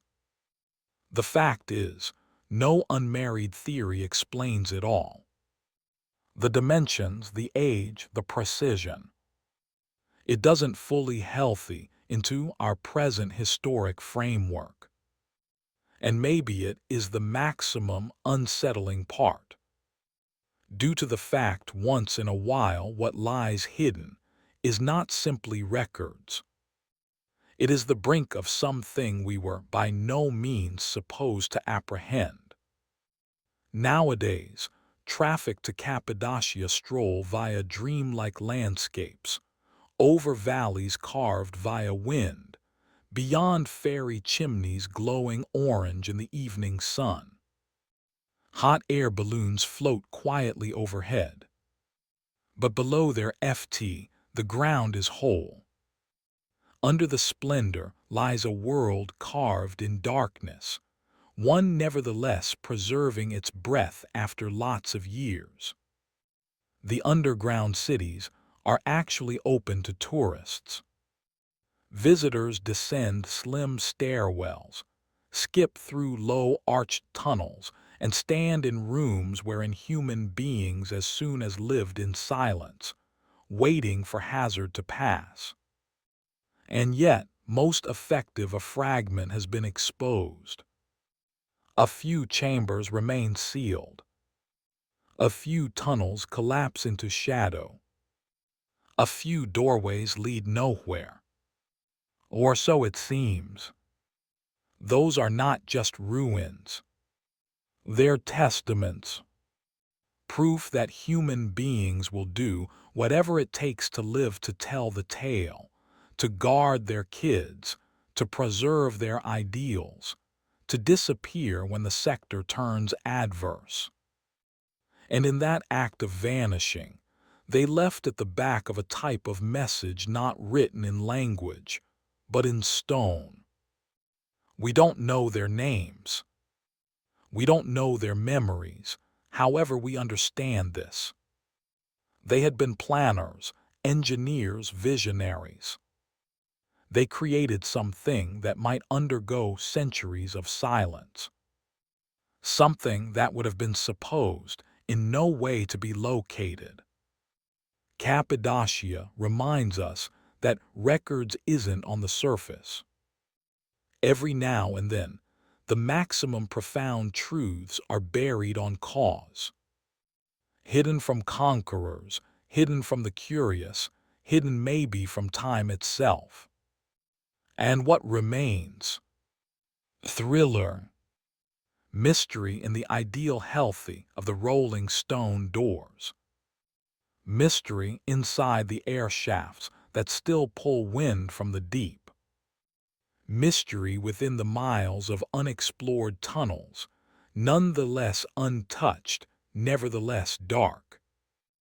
Perhaps the actual cause of Cappadocia's underground international will by no means be recognized. Perhaps it isn't always meant to be. But as you stroll through those chambers with the burden of rock above and the silence urgent in, you experience something historical stirring, a presence, a whisper not of fear, however of staying power. Because when the arena above turned into chaos, the people of Cappadocia appeared down and selected to survive in the darkish collectively. And the earth, it appears, has kept their mystery well. To the ancient world, sleep became no longer an breakout from truth. It became an entryway into something deeper. Dreams weren't disregarded as random thoughts or figments of creativeness. They were taken significantly. In reality, they were considered messages, on occasion warnings, sometimes prophecies, and frequently direct communications from gods or spirits. For ancient civilizations, the boundary between the physical and religious world wasn't sharp. It became porous, and in sleep that boundary grew thin. The act of dreaming was sacred, mysterious, and frequently terrifying. It turned into, during those quiet, inclined hours of the night, that the divine could reach into the human thoughts. And what it whispered or roared may want to shape the course of a king's decision, a priest's ritual, or a city's destiny. In almost each early subculture, from the river valleys of Mesopotamia to the temples of Egypt and themis of Greece, desires held an improved popularity. People believed they were being visited not through fable, however via real forces with actual consequences. Desires may want to foretell battle. They may monitor betrayal. They could provide recuperation or demand sacrifice. Ignoring an effective dream wasn't simply seen as silly. It changed into risky. The dreamer then changed into no longer only a sleeper. They have been a messenger, a vessel quickly open to cosmic truths. And in some cases, that dreamer became a prophet chosen via the gods. Entire professions had been devoted to information dreams. Priests, shamans, oracles, and seers all learned to examine the symbols that emerged within the night. A snake in a dream may be a symbol of transformation or a lethal omen. A rising sun should promise victory or deception, depending on the context. Every lifestyle had its own codes, however the belief changed into widespread. Goals mattered. Even nowadays, fragments of that ancient information linger.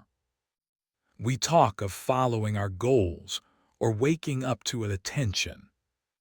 But inside the historical global, desires were not poetic expressions. They had been maps, warnings, sacred intelligence brought even as the aware thoughts slept. This turned into the arena earlier than Freud, before REM cycles, before science tried to degree what the ancients already feared and revered. Because to them, the dream world turned into actual. And to stroll through, it became to stroll with gods. The first civilization to depart written statistics of dreams were the Sumerians, who lived in Mesopotamia over 5,000 years in the past. They failed to view desire as random picks. To them, goals have been direct transmissions from the divine, often complex, symbolic, and deeply consequential. Some of the ruins in their towns, archaeologists uncovered clay tablets etched with dreams, some non-public, others political. Dream interpretation wasn't a novelty. It changed into an established exercise taught, studied, and revered.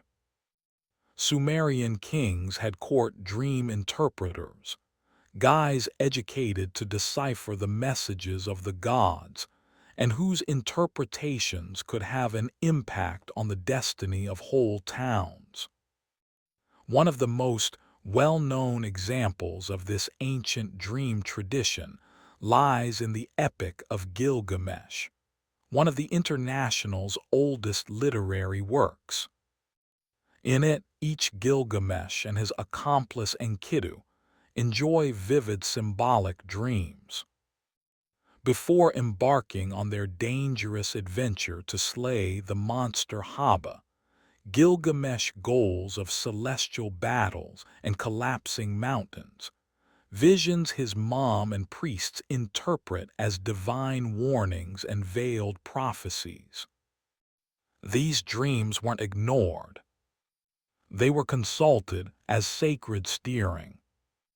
The Sumerians believed that there had been sorts of dreams, ones dispatched by gods to help or teach, and others that had been empty, truly echoes of the day.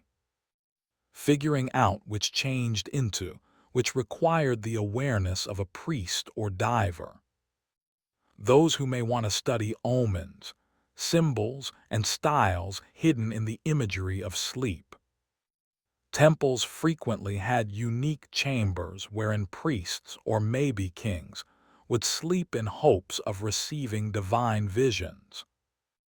This ritual practice, acknowledged later in different cultures, as incubation may additionally have originated with the Sumerians. Those sacred desires had been visible as oracles, occasionally even greater depended on than waking signs and symptoms. Dreams can also serve as political equipment. A ruler claiming divine dreams should beef up his legitimacy or justify fundamental decisions. The gods informed me in a dream wasn't just religious. It became power. In the Sumerian worldview, the universe was alive with that means and goals had been its language. Each photograph, whether or not a storm, a lion, or a falling superstar, carried cosmic significance. And in a land where gods walked amongst men, to dream was to listen. To disregard the one's desires was to hazard the wrath of the heavens themselves. To the ancient Egyptians, desires were now not just messages. They were portals, pathways to the gods, glimpses into the afterlife, and occasionally instructions for the reciting. In a tradition passionate about eternity, sleep wasn't merely a time of relaxation. It turned into a practice session for loss of life, and dreams have been communications from the area beyond. Egyptian texts display that dreams have been considered both deeply private and powerfully prophetic. Like the Sumerians, Egyptians classified goals into two types: truth desires dispatched by means of the gods or spirits to guide, heal, or warn, and false goals which had been misleading or born of bodily imbalance. Temples dedicated to gods like Serapis and Thoth have been known to practice dream incubation. Worshippers might sleep within temple walls, hopping to receive divine goals. These temple desires were regularly recorded, interpreted through monks, and even carved into stone. In a few instances, someone would possibly get hold of no longer just visions, but healing through goals. One of the most fascinating artifacts is the Ramside Dream e-book relationship to around 1300 BCE. This papyrus scroll is essentially a catalog of dream symbols and their meanings. It lists over 100 dreams, every paired with an interpretation. As an example, if a man sees himself ingesting crocodile flesh, it approach he will advantage strength over his enemies. Any other entry warns that dreaming of ingesting warm beer method approaching sorrow. Those interpretations were taken significantly. Pharaohs, generals, and clergymen all sought the counsel of dream interpreters, who acted as intermediaries between the dreamer and the divine. Egyptian mythology additionally linked goals to the auto, the soul. Throughout sleep, the auto become believed to go away the frame and tour to other nation states. What it saw their back as desires. From time to time, those were visions of loved ones long useless or encounters with gods bearing messages. Once in a while, dreams have been taken into consideration visits from malevolent spirits, and protecting spells were recited to preserve such forces at bay. Even in tomb inscriptions, desires appear.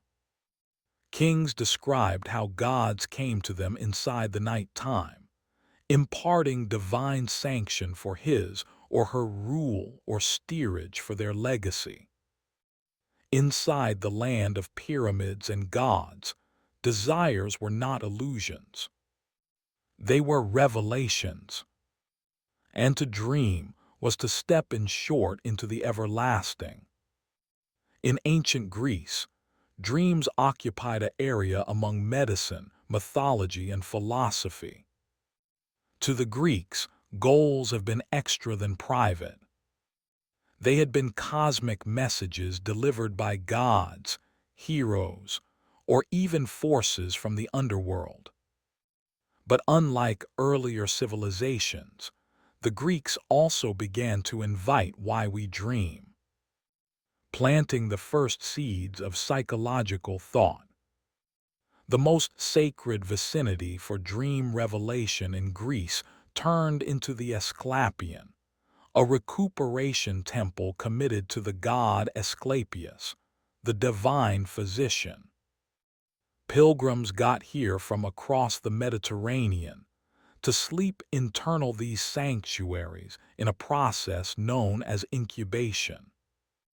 Earlier than dozing, they could shower, fast, pray, and sometimes provide sacrifices, all to prepare our bodies and souls to acquire recuperation dreams.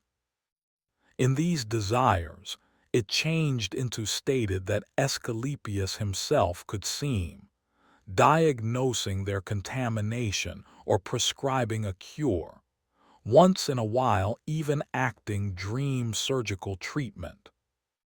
Temple priests known as therapeuti interpreted the desires and carried out remedies primarily based on what the gods found out. This blend of medicine and mysticism became fairly reputable, and it worked, or as a minimum appeared to. The walls of escapons had been blanketed in inscriptions thanking the gods for spectacular recoveries. But dreams in Greece were now not most effective for recuperation. They had been political and prophetic, too. In Homer's epics, goals come directly from Zeus. Within the Iliad, the god sends a misleading dream to Agamemnon to influence conflict approach.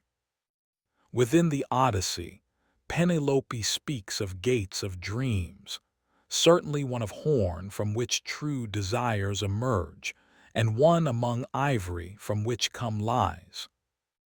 Dream interpretation have become a reputable craft. Philosophers like Aristotle and Heraclitus pondered the nature of dreams, thinking whether they got here from divine origins or certainly the stirrings of the soul. In the meantime, Artemodorus of Daldes, a 2nd century dream interpreter, wrote the Critica, a 5-book manual on a way to decode goals based on profession, gender, popularity, and symbolism.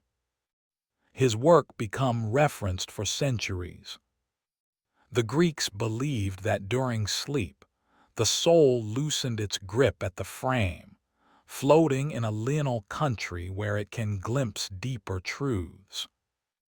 Whether or not dispatched with the aid of gods or born from inner mirrored image, desires had been never meaningless. To the Greeks, to dream changed into no longer just to look visions. It changed into to momentarily contact the divine thoughts. Inside the historical global, desires were not just reflections of the mind. They have been often believed to be prophecies. Many civilizations saw the dream state as an area where time unraveled, allowing the destiny to bleed into the present. To dream turned into now and again, to witness fate before it arrived. And that knowledge carried both first-rate strength and deep responsibility. Throughout Sumer, Egypt, and Greece, history is filled with rulers, generals, and prophets who acted based totally on their goals. One wrong interpretation ought to price a country. One correct analyzing ought to alternate the root of history. In Mesopotamia, desires of celestial omens, falling stars, dark suns, or blood-purple rivers had been seen as signs of coming conflict or disaster. Monks stored certain facts of these desires, seeking out patterns that would are expecting the fate of empires. These information weren't simply saved. They have been consulted for the duration of instances of crisis. The Egyptians also regarded goals as divine warnings. Pharaoh Thutmose IV famously claimed his reign become foretold in a dream, one wherein the Sphinx spoke to him, promising kingship if he cleared the desert sand from its body. Whether or not fact or political storytelling, that dream secured his legitimacy within the eyes of the people. In the Greek International, prophetic goals played out on the battlefield and in political chambers. Before predominant decisions, leaders sought omens, either via dream incubation or with the aid of consulting oracles like those at Delhi, who regularly dreamt as part of their rituals.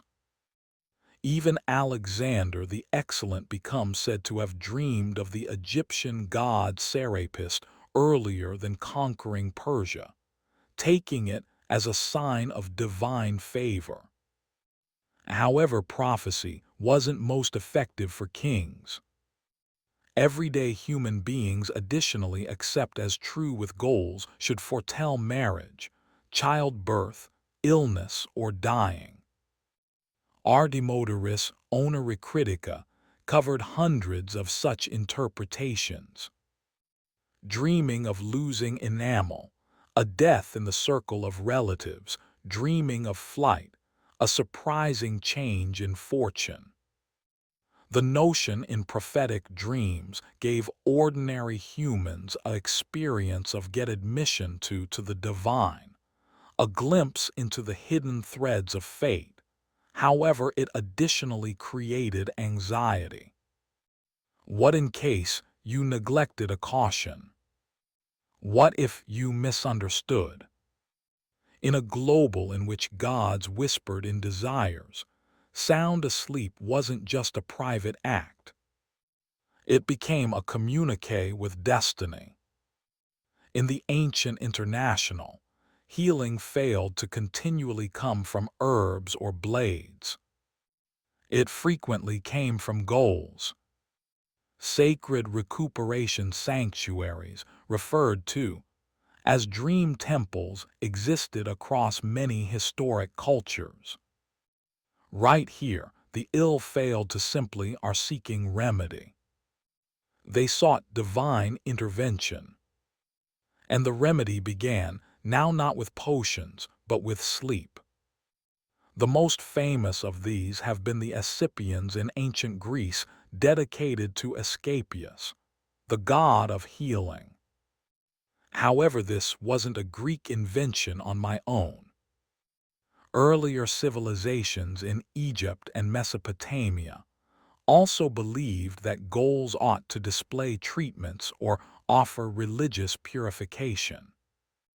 These temples were not places to escape infection. They have been places to stumble upon the supply of recuperation, regularly through a divine dream. The procedure turned into referred to as incubation. A pilgrim could purify their body through fasting, bathing, or ritual sacrifice before lying down in a sacred chamber, commonly at night. The intention was easy but profound: to dream with rationale, to open the self to divine touch. In those goals, gods or spirits could seem, imparting recommendation, cures, or maybe performing dream surgeries. Some dreamed of snakes coiling around their bodies, sacred symbols of Asclepius. Others noticed themselves bathed in light or touched by means of divine fingers. Once they woke up, temple clergymen, educated dream interpreters, would pay attention, translate, and prescribe actions based totally at the dream. Sometimes it meant drinking a unique brew, walking a certain route, or supplying thank you with a sacrifice. In a few instances, the dream itself became taken into consideration the healing. These temples weren't remoted or fringe. Heaps of human beings visited them. Inscriptions etched into temple partitions talk of outstanding recoveries, blindness cured, fevers broken, ache lifted. Whether the healings have been physical, psychosomatic, or non-secular, the energy of notion and the dream become undeniable. Dream healing crossed cultures. In Egypt, humans visited temples of Serapis or Imhotep, searching for comparable middle-of-the-night revelations. In Mesopotamia, temples to Gyula, the goddess of medication, offered spaces for dream divination and ritual sleep. What united these types of practices turned into a shared perception. The body and soul had been connected, and the soul spoke most surely in dreams. Recovery wasn't just about the flesh. It was about harmony between the human and the divine. In those sanctuaries of silence, dreams weren't simply seen as stories. They had been medication. Within the historic world, the world of desires became now not best an area of prophecy or recuperation. It changed into also an area in which the lifeless ought to communicate.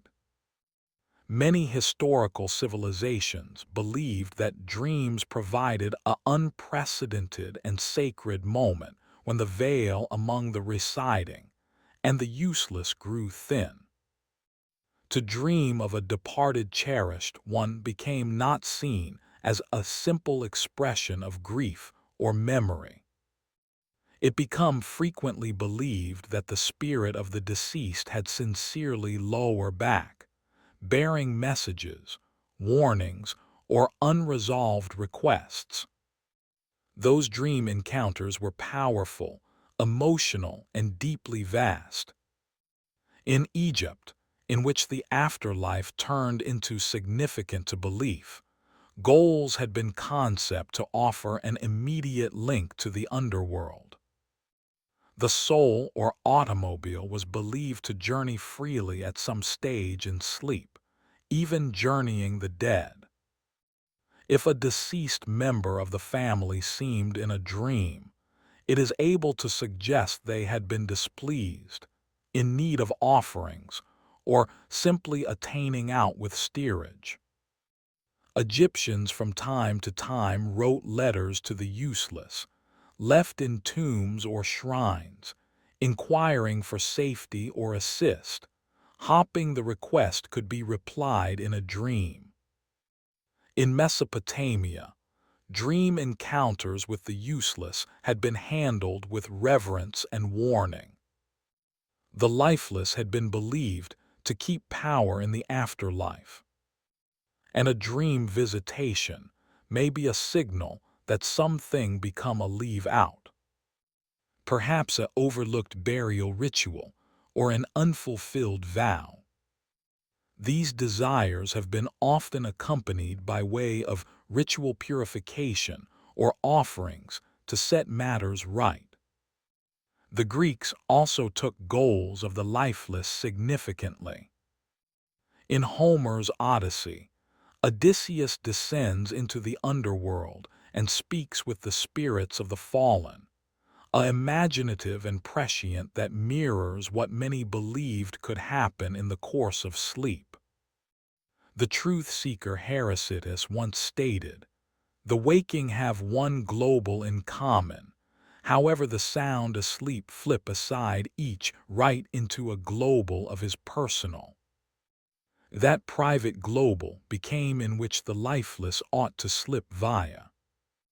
Even past Europe and the Middle East, many cultures held similar perspectives.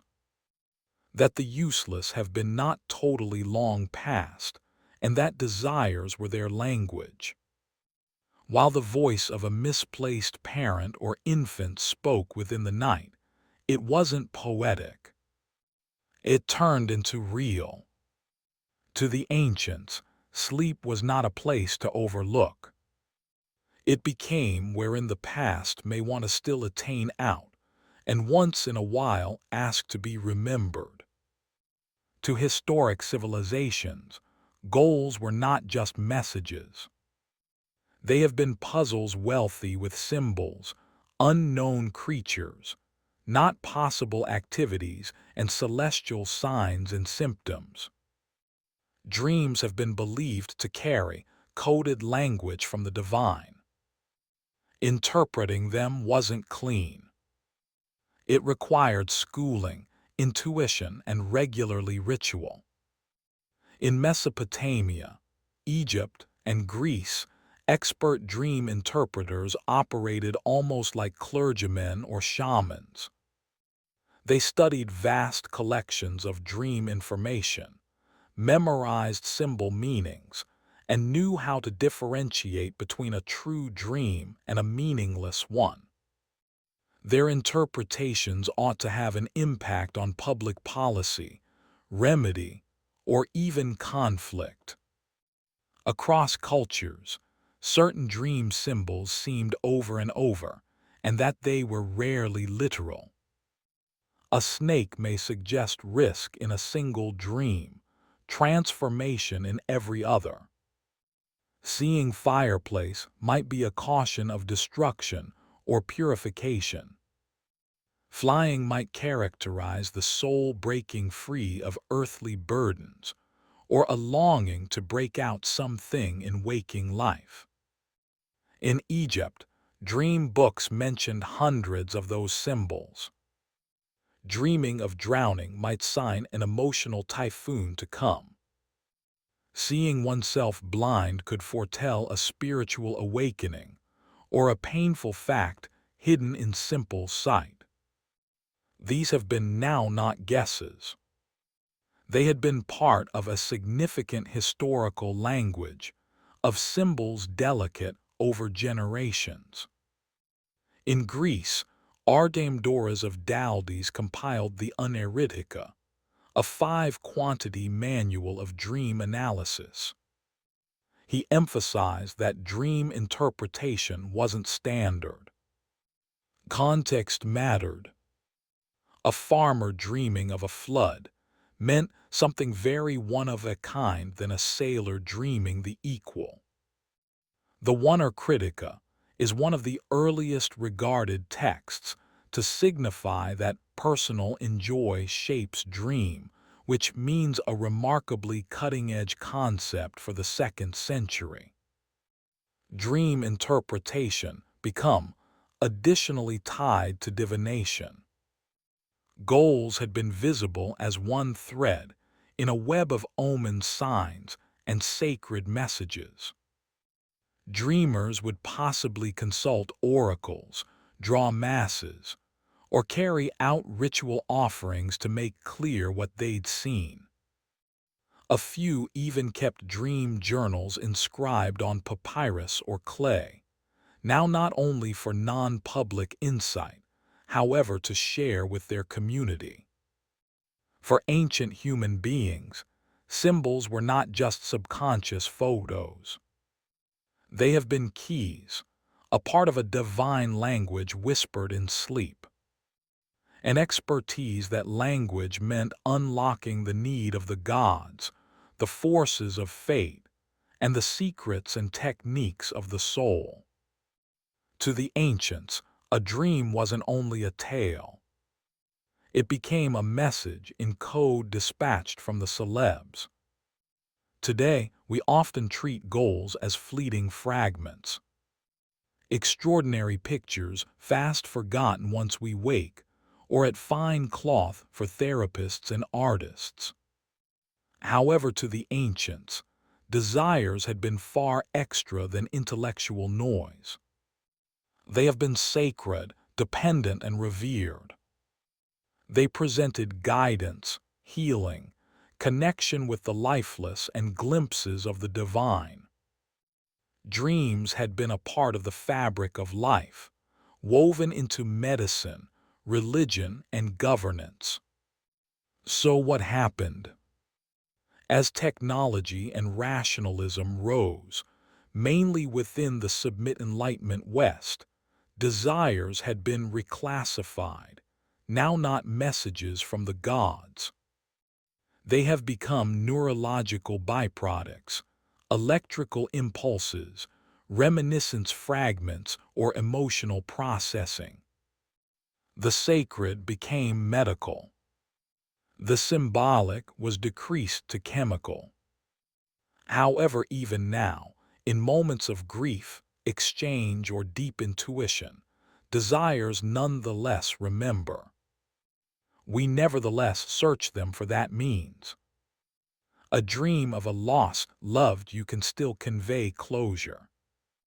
A habitual nightmare can reflect stress or a reality we don't need to face. Contemporary psychology, starting with Freud and Jung, attempted to reclaim a number of that ancient knowledge, recognizing that dreams maintain energy, even supposing we no longer call it divine. What the ancients understood is that the dream global is not break-free life. It is a replicate reflecting not only our fears and goals, however something bigger, something everlasting. Whether it became a god speaking from the darkness, a caution about the following day's storm, or the voice of a parent lengthy buried, dreams offered something society couldn't provide at some point of waking hours. A communication with the unknown. And maybe that's what we've lost. The humility to pay attention to what sleep might be attempting to inform us. Across time and civilization, one perception remained constant. Desires are not random. They're doorways. And the query is not whether or not they're real. It is whether we're inclined to stroll via them. In each historic temple, every scroll and pill, we hear the same whisper. Pay attention. near your eyes no longer to forget about the sector, however to recognize it. Because within the silence of night time, while the noise of the sector fades, we might simply pay attention what the Sumerians, Egyptians, and Greeks already knew. That dreams aren't echoes of the thoughts. They're the language of the soul.